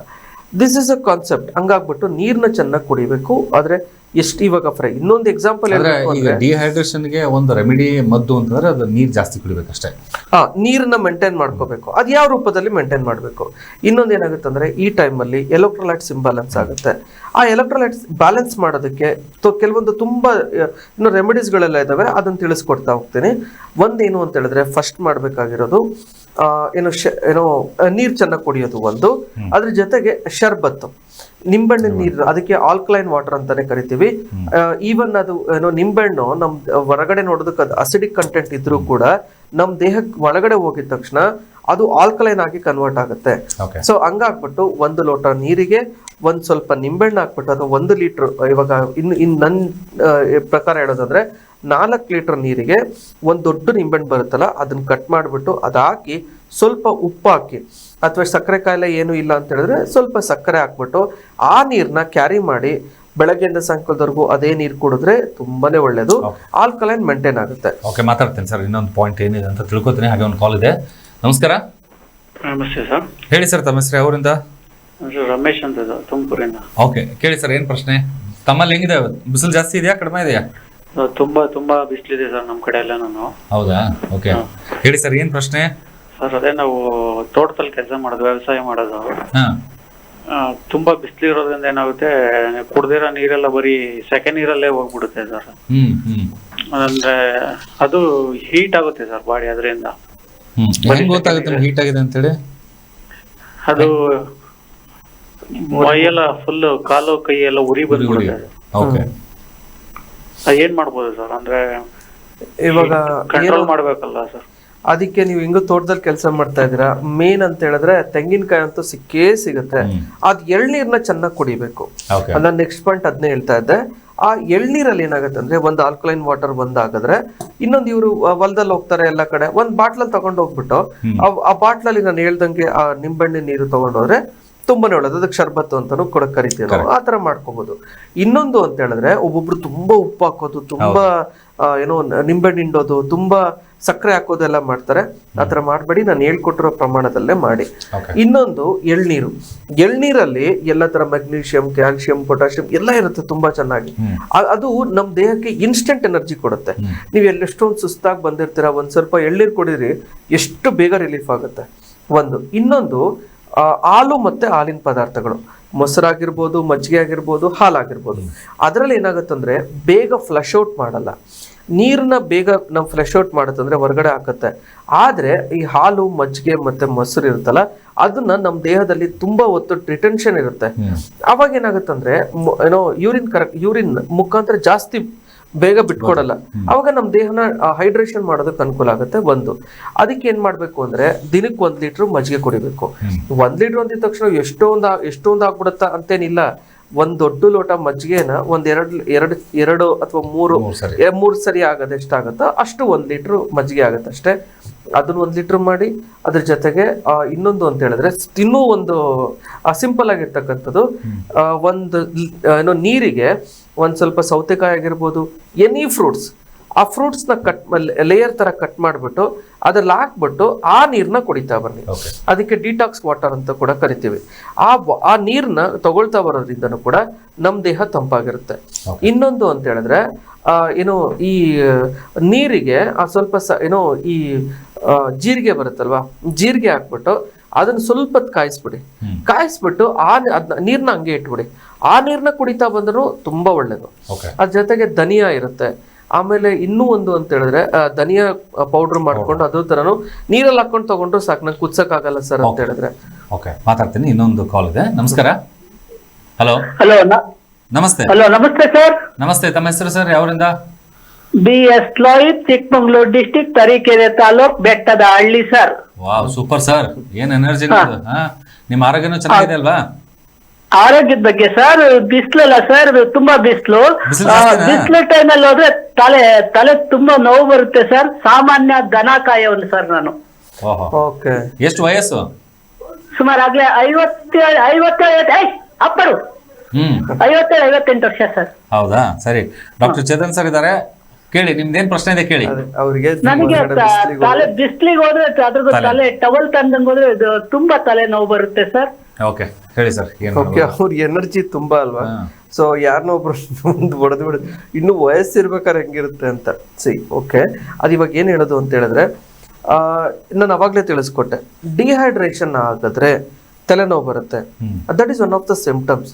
ಅಂದ್ರೆ ನೀರ್ ಜಾಸ್ತಿ ಕುಡಿಬೇಕು. ನಾನು ಅವಾಗ್ಲೇ ಎಷ್ಟೊಂದು ರೆಮಿಡೀಸ್ಗಳು ಹೇಳ್ಕೊಟ್ಟಿದ್ದೀನಿ, ಅವನ್ನೆಲ್ಲ ಫಾಲೋ ಅಪ್ ಮಾಡ್ಬೇಕು. ಆಮೇಲೆ ಇನ್ನೊಂದೇನು ಅಂತಂದ್ರೆ, ಈ ಚಿಕ್ಕಮಂಗ್ಳೂರ್ ಏನಾಗುತ್ತೆ ಗೊತ್ತಾ ಸರ್, ನೀವು ಬಳ್ಳಾರಿಗೆ ಹೋಗಿ, ರಾಯಚೂರ್ಗೆ ಹೋಗಿ, ಅಲ್ಲಿರೋ ಬಿಸಿಲನ್ನ ನಾವು ಆರಾಮ್ಸೆ ಮೇಂಟೈನ್ ಮಾಡ್ಬೋದು, ಈಸಿಯಾಗಿ ನಾವು ತಗೊಂಡ್ಬಿಡ್ಬೋದು. ಬಟ್ ಈ ಚಿಕ್ಕಮಂಗ್ಳೂರು, ಈ ಕೋಸ್ಟಲ್ ಏರಿಯಾದಲ್ಲಿ ಇರುತ್ತಲ್ಲ, ಆ ಬಿಸಿಲು, ಆ ಬೇಸಿಗೆ ತಡೆಯಕ್ ಆಗೋದೇ ಇಲ್ಲ. ಈವೊಂದು ಟೆಂಪರೇಚರ್ ಕಮ್ಮಿ ಇರುತ್ತೆ, ಆದ್ರೆ ಏನೋ ಇಲ್ಲಿ ಇದರಲ್ಲಿ ಏನೋ ಬಳ್ಳಾರಿ ಮತ್ತೆ ಜಾಂಗಲ ಪ್ರದೇಶ ಅಂತ ಹೇಳ್ತೀವಿ, ಆ ಪ್ರದೇಶಗಳಲ್ಲಿ ಅಂದ್ರೆ ಅನುಪ ಪ್ರದೇಶ ಅಂತ ಹೇಳ್ತೀವಿ, ಅಲ್ಲಿ ಬಿಸಿಲನ್ನ ನಾವು ಈಸಿಯಾಗಿ ತಗೊಂಡ್ಬಿಡ್ಬೋದು. ಬಟ್ ಆದ್ರೆ ಅದನ್ನ ಈ ಕೋಸ್ಟಲ್ ಏರಿಯಾಗಳಲ್ಲಿ ಇರುತ್ತಲ್ಲ, ಆ ಬಿಸಿಲನ್ನ ನಾವು ತಡ್ಕೊಳಕ್ ಆಗದೇ ಇಲ್ಲ. ಯಾಕೆ ಅಂತ ಹೇಳಿದ್ರೆ, ಇವಾಗ ಅಲ್ಲಿ ಏನಾಗುತ್ತೆ ಅಂದ್ರೆ, ಕೋಸ್ಟಲ್ ಏರಿಯಾದಲ್ಲಿ ಆ ನೀರಿನ ಅಂಶ ಇರುತ್ತಲ್ವಾ, ವಾತಾವರಣದಲ್ಲಿ ಏನೋ ಈ ಮಾಯಿಶ್ಚರ್ ಕಂಟೆಂಟ್ ಇರುತ್ತಲ್ವಾ, ನಮ್ ದೇಹಕ್ಕೆ ಅದೊಂಥರ ಕೆರೆತ ಬರುತ್ತೆ, ಅಂಟ್ಕೊಳ್ಳೋ ತರ ಆಗುತ್ತೆ, ಸೆಕೆ ಬರುತ್ತೆ. ಅಂದ್ರೆ ಈಗ ಇವರಿಗೆ, ಈ ಕಾಲರ್ಸ್ಗೆ ನೀರಿನ ಜೊತೆಗೆ ಬೇರೆ ಸ್ವಲ್ಪ ರೆಮಿಡಿಗಳು ಹೇಳೋದಾದ್ರೆ, ಅವ್ರ ಯಾಕಂದ್ರೆ ಪ್ರಕೃತಿ ಜೊತೆಗೆ ಇರ್ತಾರೆ, ಬಿಸಿಲು ಜಾಸ್ತಿ ಇರುತ್ತೆ, ಮಳೆ ಎಲ್ಲಾನು ಇರುತ್ತೆ. ಬಟ್ ಒಂದ್ ಟಿಪ್ಸ್ ಹೇಳೋದಾದ್ರೆ ಏನ್ ತಿಳ್ಕೊತೀನಿ. ಇನ್ನೊಂದು ಕಾಲ್ ಇದೆ, ಮಾತಾಡ್ತೀನಿ. ನಮಸ್ಕಾರ. ನಮಸ್ತೆ ಸರ್. ಹೇಳಿ, ತಮ್ಮ ಹೆಸರು? ಯಾವರಿಂದ? ನನ್ನ ಹೆಸರು ಸುನೀತಾ ಅಂತ, ಗುಬ್ಬಿಯಿಂದ. ಕೇಳಿ, ಏನ್ ಪ್ರಶ್ನೆ? ಹೇಳಿ, ಏನ್ ಸಮಸ್ಯೆ ಇದೆ ಸರ್? ಈ ಬಿಸಿಲಿಗೆ ನಂಗೆ ತುಂಬಾ ಮೈ ಕೆರೆತ, ಇಡೀ ಬಾಡಿ ಎಲ್ಲ ಕೆರೆತ ಬಂದ್ಬಿಡುತ್ತೆ. ಅಂಗೈ ಕೆರೆತ ಜಾಸ್ತಿ ಆಗ್ಬಿಡುತ್ತೆ. ಆಮೇಲೆ ಬಾಡಿ ಎಲ್ಲಾದ್ರೂ ಕೆರೆತ ಬಂದ್ಬಿಟ್ಟು ಕೆರೆದ್ರೆ ದೊಡ್ಡದಾಗ ರ್ಯಾಶಸ್ ಆಗ್ಬಿಡುತ್ತೆ. ಅದು ಪೈನ್ ಆಗುತ್ತೆ ಸರ್. 3-4 ದಿವಸ 5 ದಿವಸ ಆದ್ರೂ ಹೋಗಲ್ಲ, ಅರ್ಧ ದಂಡೆ ತರ. ಈ ಬಿಸಿಲಿಗೆ ಏನಾದ್ರೂ ಆತರ ಆಗ್ತಾ ಇದೆಯಾ ಸರ್? ಖಂಡಿತವಾಗ್ಲೂ ಆಗುತ್ತೆ. ಯೂಶಲಿ ಏನಾಗುತ್ತೆ ಅಂದ್ರೆ, ಅಲ್ಲಿ ಆ sweat glands ಏನಿದೆಯಲ್ವಾ, sweat glands block ಆಗ್ಬಿಡುತ್ತೆ. ಯಾವಾಗ ಸ್ವೆಟ್ ಗ್ಲಾಂಡ್ಸ್ ಬ್ಲಾಕ್ ಆಗುತ್ತಲ್ಲ, ಅವಾಗ ಅಲರ್ಜಿಕ್ ಆಗ್ಬಿಡುತ್ತೆ. ಯಾವಾಗ ಅಲರ್ಜಿ ಆಗುತ್ತೆ, ಇವಾಗ ಫೋಟೋದಲ್ಲಿ ತೋರಿಸ್ತಾ ಇರೋಂಗೆ ಅಲ್ಲಿ ಗಂಧೆಗಳ ತರ ಆಗೋದು, ಆ ತರ ಆಗುತ್ತೆ. ಇನ್ನೊಂದು ಅಂತ ಹೇಳಿದ್ರೆ, ಅಲ್ಲಿ ನಮ್ ದೇಹದಲ್ಲಿ ಏನಾಗುತ್ತೆ, ಕೆಲವೊಂದ್ಸರಿ ತುರ್ಕೆ ಬಂದಂಗಾಗುತ್ತೆ, ಯಾವಾಗ ಕೆರೆತ ಬಂದಂಗಾಗುತ್ತೆ ಅಂತ ಹೇಳಿದ್ರೆ, ನೋಡಿ ನಮ್ಮ ಒಂದ್ ದೇಹ ಇವಾಗ ಟೆಂಪರೇಚರ್ ಹೆಂಗೆ ಅಂತ ಹೇಳಿದ್ರೆ, ಇವಾಗ ನಮ್ಮ ದೇಹದಲ್ಲಿ ಸೆಕೆ ಆಗುತ್ತಲ್ವಾ, ಆ ಸೆಕೆ ಒಂಥರ ಕುಕ್ಕರ್ಲಿ, ಪ್ರೆಷರ್ ಕುಕ್ಕರ್ಲಿ ಆ ಟೆಂಪರೇಚರ್ ಹೆಂಗಿರುತ್ತೋ ಹಂಗೆ. ಇವಾಗ ಫಾರ್ ಎಕ್ಸಾಂಪಲ್ ಹೇಳ್ಬೇಕು ಅಂತ ಹೇಳಿದ್ರೆ, ನಮ್ಗೆ ಈ ಫಂಗಲ್ ಇನ್ಫೆಕ್ಷನ್ ಆಗುತ್ತೆ ಯೂಶುವಲಿ, ಅಂದ್ರೆ ಟೀನಿಯಾ ಕ್ಯೂಟಿಸ್ ಅಂತ ಹೇಳ್ತೀವಿ. ಈ ಬೇಸಿಗೆ ಕಾಲದಲ್ಲಿ ತುಂಬಾ ಜಾಸ್ತಿ ಆಗುತ್ತೆ. ಎಲ್ಲಿ ನೀರಿನ ಅಂಶ ಜಾಸ್ತಿ ಇರುತ್ತೆ, ಎಲ್ಲಿ ಒದ್ದೆ ಇರುತ್ತೆ, ಎಲ್ಲಿ ತೇವಾಂಶ ಇರುತ್ತಲ್ಲ, ಅಲ್ಲಿ ನಮ್ಮ ದೇಹದಲ್ಲಿ ಒಂಥರ ಅಲ್ಲಿ ಒಂಥರ ಆ ಫಂಗಸ್ ಬೆಳೆದ್ಬಿಡುತ್ತೆ. ಫಂಗಲ್ ಇನ್ಫೆಕ್ಷನ್ ಅಂದ್ರೆ ಹೆಂಗೆ, ಇನ್ನೂ ಒಂಥರ ಅರ್ಥ ಮಾಡ್ಕೊಳ್ಳೋದು ಹೆಂಗೆ ಅಂದ್ರೆ, ಈ ಬ್ರೆಡ್ ಇರ್ಬೋದು ಅಥವಾ ಅನ್ನ ಇರ್ಬೋದು, ಅದು ಅಕ್ಕಿ ಎಷ್ಟೇ ದಿವಸ ಇದ್ರೂ ಏನೂ ಆಗಲ್ಲ. ಅದೇ ಅನ್ನ ಮಾಡ್ಬಿಟ್ವಿ ಅಂತ ಹೇಳಿದ್ರೆ, ನೀರ್ ಹಾಕಿದ ತಕ್ಷಣ ಅದು ಒಂದ್ ದಿವಸ ಅನ್ನೋಷ್ಟೊತ್ತಿ ಸ್ಪಾಯ್ಲ್ ಆಗ್ಬಿಡುತ್ತೆ. ಅಂದ್ರೆ ಅಲ್ಲಿ ವೈಟ್ ಹೆಂಗ್ ಬೆಳೆಯುತ್ತಲ್ಲ, ಅದೇ ರೀತಿನೇ ನಮ್ಮ ದೇಹದಲ್ಲಿ ಆ ಫಂಗಸ್ ಅನ್ನೋದು ಬೆಳೀತಾ ಹೋಗುತ್ತೆ. ರೌಂಡ್ ಗಂಧೆಗಳ ತರ ಆಗುತ್ತೆ, ತುಂಬಾ ಕೆರ್ತಾ ಇರುತ್ತೆ. ಎಷ್ಟು ಕೆರೆದ್ರೂ ಇನ್ನೂ ಒಂಥರ ಹಿತ ಅನ್ಸುತ್ತೆ. ಆದ್ರೆ ಅದು ಗಾಯಗಳ ತರ ಆಗ್ಬಿಟ್ಟು ಅದು ತುಂಬಾನೇ ಅದು ಇನ್ನೂ ಸ್ಪ್ರೆಡ್ ಆಗ್ತಾ ಹೋಗುತ್ತೆ, ಒಬ್ಬರಿಂದ ಒಬ್ರಿಗೆ ಆಗ್ತಾ ಇರುತ್ತೆ. ಆಕ್ಚುಲಿ ಇದು ಒಂದು ಕಾಯಿಲೆನೆ ಈ ಸಮ್ಮರ್ ಅಲ್ಲಿ ಬರ್ತಾ ಇರ್ತದೆ. ಹಾಗೆ ಇನ್ನೊಂದು ಕಾಲ್ ಇದೆ. ನಮಸ್ಕಾರ ಸರ್. ನಮಸ್ಕಾರ ಸರ್. ನಮಸ್ತೆ, ಹೇಳಿ. ಸರ್, ನಾವು ನಂಜನಗೂಡಿಂದ ಮಾತಾಡ್ತಿರೋದು, ಕನಕನಗರ. ಸರ್, ನಾವು ತುಂಬಾ ನೀರು ಕುಡಿತೀವಿ ಜಾಸ್ತಿ. ಆ ಒಂದು ಕುದಿಯೋದು ನೀರೇ ಬರಲ್ಲ ಸರ್. ನೀರು ಕುಡ್ದದ್ದು ಬರೋದೇ ಇಲ್ಲ. ಇವ್ರ್ತೀವಿ, ಇದಾಗ್ತೀವಿ. ಇದರಿಂದ ಏನಾದ್ರು ತೊಂದರೆ ಆಗುತ್ತೆ? ನೀರ್ ಚೆನ್ನಾಗಿ ಕುಡಿತಾರೆ, ಯೂರಿನ್ ಪಾಸ್ ಮಾಡಿದ್ರೆ ಯೂರಿನೇ ಬರಲ್ಲ. ವಯಸ್ಸೆಷ್ಟು ಸರ್? ವಯಸ್ಸೆಷ್ಟು ನಿಮ್ದು? Age 41 sir. 41. ಓಕೆ. ನಿಮ್ ಅಂದ್ರೆ ಎಷ್ಟು ಕೆಜಿ ಇದ್ದೀರಾ ನೀವು? 70 ಇದ್ದೀರಾ ಅಂತ ಹೇಳಿದ್ರೆ, ನಾನು ಅವಾಗ್ಲೇ ತಿಳಿಸ್ಕೊಟ್ಟಂಗೆ 3.5 4 ಲೀಟರ್ವರೆಗೂ ನೀವು ನೀರು ಕುಡಿಬೇಕು. ಅಷ್ಟು ಕುಡಿತಾ ಇದ್ದೀರಾ ಅಂತ ಫಸ್ಟ್ ನೋಡಿ. ನಮ್ಮ ದೇಹದಲ್ಲಿ ಕೆಲವೊಬ್ರಿಗೆ ಏನಾಗುತ್ತೆ ಅಂದ್ರೆ, ಸ್ವೆಟ್ ಇಂದ ಹೊರಗಡೆ ಹೋಗುತ್ತೆ ಅಥವಾ ಬೇರೆ ದೇಹದಿಂದ ಹೊರಗಡೆ ಹೋಗುತ್ತೆ ನೀರು. ಆದ್ರೆ ಅಂದ್ರೆ ಯೂರಿನ್ ಪಾಸ್ ಆಗ್ಲೇಬೇಕು, ಯಾಕಂದ್ರೆ ಕಿಡ್ನಿ ಫಂಕ್ಷನ್ ಆಗೇ ಆಗ್ತಾ ಇರುತ್ತೆ. ಆದ್ರೆ ನೀವೇ ಯೂಶಲಿ ಇವ್ರಿಗೆ ತುಂಬಾ ನೀರು ಕುಡಿತಾ ಇದ್ದೀವಿ ಅಂತ ಅನ್ಸುತ್ತೆ, ಬಟ್ ಆದ್ರೆ ಅಳತೆ ಕರೆಕ್ಟ್ ಆಗಿ ಸಿಗ್ತಾ ಇರಲ್ಲ. ಹಂಗಾಗ್ಬಿಟ್ಟು 3-4 ಲೀಟರ್ ನೀರು ಕುಡಿತಾ ಇದ್ದೀರಾ ಅಂತ ಒಂದ್ ಚೆಕ್ ಮಾಡ್ಕೊಳ್ಳಿ. ಹಂಗೇನಾದ್ರು ನೀರು ಕುಡಿತಾ ಇಲ್ಲ ಅಂದ್ರೆ ಅದನ್ನ ಜಾಸ್ತಿ ಮಾಡ್ಕೊಳ್ಳಿ, ಖಂಡಿತವಾಗ್ಲೂ ಸರಿ ಹೋಗುತ್ತೆ. ಒಂದು ಕಾಲ್ ಇದೆ. ನಮಸ್ಕಾರ. ಚಂದ್ರ ಅಂತ ಹೆಸರು. ಏನಾದ್ರು ಟ್ರೀಟ್ಮೆಂಟ್ ಕಂಟ್ರೋಲ್ ಅಷ್ಟೇ? ಯಾವುದಕ್ಕೆ? ವೆರಿಕೋಸ್ ವೆನ್ಸ್ ಗೆ ಆಯುರ್ವೇದದಲ್ಲಿ ಕ್ಯೂರ್ ಆಗುತ್ತೆ. ಅದನ್ನ we are proud to say in Ayurveda doctor ಆಗಿ ಈ ವೆರಿಕೋಸ್ ವೆನ್ಸ್ ಇತ್ತು ಅಂತ ಹೇಳಿದ್ರೆ ಅದಕ್ಕೆ ಆಪರೇಷನ್ ಮಾಡಬೇಕು, ಟರ್ಕ್ವೆಟ್ ಆಗಿರುತ್ತೆ ಅಲ್ಲಂತ ಎಲ್ಲ ಹೇಳ್ತಾರೆ. ಬಟ್ ಏನೂ ಅವಶ್ಯಕತೆ ಇಲ್ಲ. ಆಯುರ್ವೇದದಲ್ಲಿ ಕೆಲವೊಂದು ಮೆಡಿಸಿನ್ಸ್ ಎಲ್ಲ ಇರುತ್ತೆ. ವಿರೇಚನ ಅಂತ ಒಂದು ಟ್ರೀಟ್ಮೆಂಟ್ ಇರುತ್ತೆ. ಆ ಟ್ರೀಟ್ಮೆಂಟ್ ಮಾಡಿಬಿಟ್ಟು ಹೃದಯವಟಿ, ಪ್ರಭಾಕರವಟಿ, ಕಲ್ಯಾಣಕ್ಷರ ಅಂತೆಲ್ಲ ಮೆಡಿಸಿನ್ಸ್ ಇರುತ್ತೆ. ಅವುಗಳನ್ನ ತಗೊಳ್ಳೋದ್ರಿಂದ ಈವನ್ ವೆರಿಕೋಸ್ ಅಲ್ಸರ್ಸ್ ಆಗ್ಬಿಟ್ಟು ಗಾಯಗಳಾಗಿದ್ರು ಕೂಡ ಆಯುರ್ವೇದದಲ್ಲಿ ವಾಸಿ ಮಾಡ್ಬೋದು. ಈವನ್ ವೆರಿಕೋಸ್ ವೆನ್ಸ್ ಕಂಪ್ಲೀಟ್ ಆಗಿ ವಾಸಿ ಮಾಡ್ಬೋದು. ಏನು ಟೆನ್ಷನ್ ಮಾಡೋದು ಬೇಡ, ಆಪರೇಷನ್ ಅವಶ್ಯಕತೆ ಇಲ್ಲ. ಓಕೆ. ಹಾಗೆ ನಾನು ಬ್ರೇಕಿನ ಮುಂಚೆ ಹೇಳ್ತಾ ಇದ್ದೆ ಏನಂತಂದ್ರೆ, ಸ್ನಾನ ಮಾಡುವಂತಹ ಒಂದು ಪದ್ಧತಿ ಏನಿದೆಯಲ್ಲ, ಬೆಳಗ್ಗೆ ಬಿಸಿನೀರು ಸ್ನಾನ ಮಾಡ್ತಾರೆ, ಸಾಯಂಕಾಲ ಆದ್ಮೇಲೆ ಮತ್ತೆ ತಿರ್ಗಾ ತಣ್ಣೀರು ಸ್ನಾನ, ಈ ತರ ಒಟ್ಟಾರೆಯಾಗಿ ಕಾಂಬಿನೇಷನ್ ತಮ್ಮ ಬಾಡಿಗೆ ಯಾವ್ದು ಬೇಕೋ ಆ ರೀತಿ ಕಂಫರ್ಟ್ ಆಗಿದ್ದಾರೆ. ಬಟ್ ನಿಜವಾಗೂ ಸಹಿತ ತಣ್ಣೀರು ಸ್ನಾನ ಈ ಒಂದು ಬೇಸಿಗೆ ಸಂದರ್ಭದಲ್ಲಿ ಅಷ್ಟೊಂದು ಅವಶ್ಯಕತೆ ಇದೆಯಾ ಅಥವಾ ಹೇಗೆ? ಇವಾಗ ಯೂಶಲಿ ಏನ್ ಹೇಳ್ತೀವಿ ಅಂತ ಹೇಳಿದ್ರೆ, ನಾರ್ಮಲ್ ಇರ್ತಕ್ಕಂಥ ಸ್ನಾನ ಮಾಡಿ, ಅಂದ್ರೆ ನಾರ್ಮಲ್ ಇರ್ತಕ್ಕಂಥ ವಾಟರ್ ಇಂದ ಸ್ನಾನ ಮಾಡಿ. ಇವಾಗ ಫಾರ್ ಎಕ್ಸಾಂಪಲ್ ಈ ಪುಷ್ಕರಣಿಗಳೆಲ್ಲ ಇರುತ್ತೆ ಅಥವಾ ಮೇಲ್ ಸಿಂಟೆಕ್ಸ್ ಅಲ್ಲೇ ಇರ್ಬೋದು ನೀರು, ಅಲ್ಲಿರ್ತಕ್ಕಂಥ ಯಾವ ತರ ನೀರ್ ಇರುತ್ತಲ್ಲ ಅದೇ ಪ್ರಮಾಣದಲ್ಲಿ ಅದೇ ಟೆಂಪರೇಚರ್ ಇರ್ತಕ್ಕಂಥ ನೀರಿಂದ ಸ್ನಾನ ಮಾಡಿ. ಇವಾಗ ಫಾರ್ ಎಕ್ಸಾಂಪಲ್ ಹೇಳ್ಬೇಕು ಸರ್, ಸ್ವಲ್ಪ ಕಾದ್ಬಿಟ್ಟಿರುತ್ತೆ ಸರ್, ಅದನ್ನ ಕೂಲಿಂಗ್ ಮಾಡಕ್ಕೆ ಏನಾದ್ರು ಕೂಲಿಂಗ್ ಏಜೆಂಟ್ ಅಥವಾ ಐಸ್ ಕ್ಯೂಬ್ಸ್ ಎಲ್ಲ ಹಾಕ್ಬಿಟ್ಟು ಅದರಿಂದ ಸ್ನಾನ ಮಾಡ್ತೀನಿ. ಸೊ ಅದ್ರಲ್ಲಿ ಏನಾಗುತ್ತೆ, ಯೂಶಲಿ ನೋಡಿ ನೀವು ಇನ್ ಜನರಲ್ ಆಗಿ ಹೇಳ್ಬೇಕು ಅಂದ್ರೆ ಆಯುರ್ವೇದಲ್ಲೂ ಹೇಳ್ತಾರೆ, ಈ ಬೇಸಿಗೆ ಕಾಲದಲ್ಲಿ ನಾರ್ಮಲ್ ವಾಟರ್ ಅಥವಾ ಸ್ವಲ್ಪ ಉಗುರು ಬೆಚ್ಚ ನೀರು ಅಥವಾ ನಾರ್ಮಲ್ ವಾಟರ್ ನೀರ್ ಕುಡಿದ್ ನೋಡಿ. ಆದ್ರೆ ಈ ಐಸ್ ಆಗಿರ್ತಕ್ಕಂಥ ಫ್ರಿಜ್ ವಾಟರ್ನ ಕುಡಿದ್ ನೋಡಿ, ಅದರಲ್ಲಿ ಎಷ್ಟು ಡಿಫ್ರೆನ್ಸ್ ಆಗುತ್ತೆ ಅಂದ್ರೆ, ನೀವು ನಾರ್ಮಲ್ ಆಗಿ ನಾರ್ಮಲ್ ನೀರು ಕುಡಿದ ತಕ್ಷಣ ಬೇಗ ರಿಲೀಫ್ ಆಗುತ್ತೆ. ಆದ್ರೆ ನೀವು ಐಸ್ ಕ್ಯೂಬ್ ಇರ್ತಕ್ಕಂಥ ನೀರು ಅಥವಾ ಫ್ರಿಜ್ ವಾಟರ್ ಕುಡಿದ್ರೆ ಇನ್ನೂ ಜಾಸ್ತಿ ಕುಡಿಬೇಕು ಅನ್ನಿಸ್ತಾ ಇರುತ್ತೆ, ದಾಹನೇ ನೀಗಲ್ಲ. ಅದನ್ನೊಂದು ಟೆಸ್ಟ್ ಮಾಡಿ, ಎಲ್ಲರಿಗೂ ಒಂದು ಐಡಿಯಾ ಬರುತ್ತೆ. ಆಮೇಲೆ ಇನ್ನೊಂದು ಅಂತ ಹೇಳಿದ್ರೆ, ಅದೇ ತರ ಸ್ನಾನ ಅಂತ ಬಂದಾಗ ಇವಾಗ ನಾರ್ಮಲ್ ಪ್ಲೇನ್ ವಾಟರ್ ಏನಿರುತ್ತಲ್ಲ ಅದರಿಂದನೇ ಸ್ನಾನ ಮಾಡಿ. ಇವಾಗ ಬಂದ್ಬಿಟ್ಟು ಚೆನ್ನಾಗೆಲ್ಲ ಬಿಸಿಲು ಸುತ್ತಾಡ್ ಬಂದ್ಬಿಟ್ಟು ಇಮ್ಮಿಡಿಯೇಟ್ ಆಗಿ ವಾಶ್ರೂಮ್ಗೆ ಹೋಗ್ಬಿಟ್ಟು ಬಿಸಿ ನೀರು ಸ್ನಾನ ಮಾಡಿದ್ರೆ ಎಗೈನ್ ಹೀಟ್ ಸ್ಟ್ರೋಕ್ ಆಗುತ್ತೆ, ಅದು ಒಳ್ಳೇದಲ್ಲ.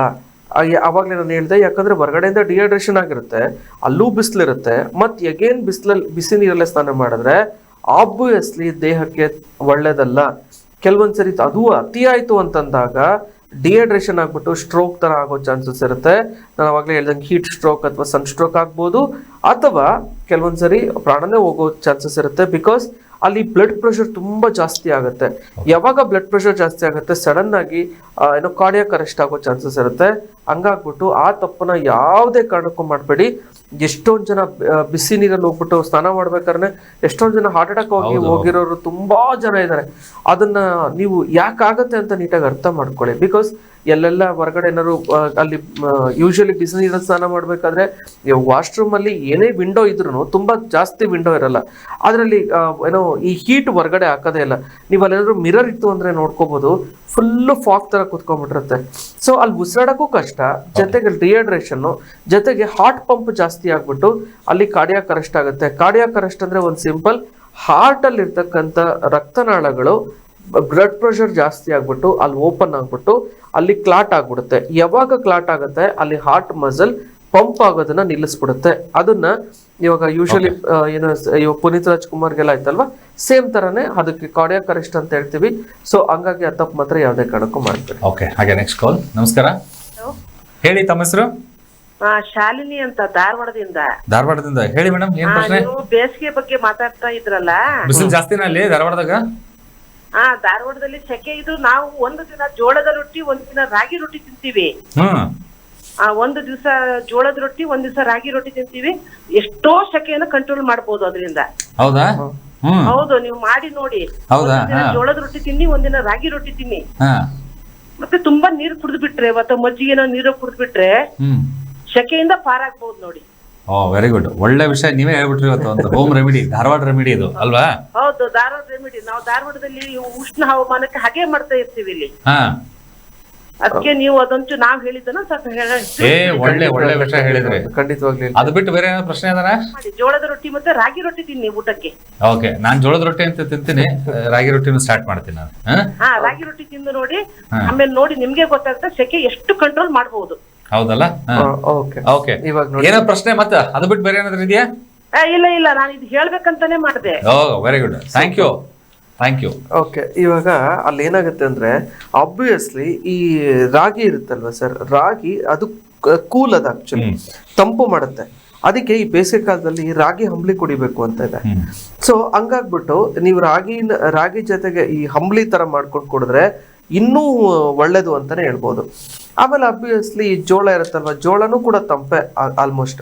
ಹಂಗಾಗ್ಬಿಟ್ಟು ಈ ಉತ್ತರ ಕರ್ನಾಟಕದವ್ರು ಏನೇನಿದಾರಲ್ವಾ, ಅವರು ರಾಗಿ ಮತ್ತೆ ಜೋಳನ ಜಾಸ್ತಿ ಯೂಸ್ ಮಾಡ್ತಾರೆ. ಬಿಕಾಸ್ ಅಲ್ಲಿ ಹೀಟ್ ಜಾಸ್ತಿ ಇರುತ್ತೆ.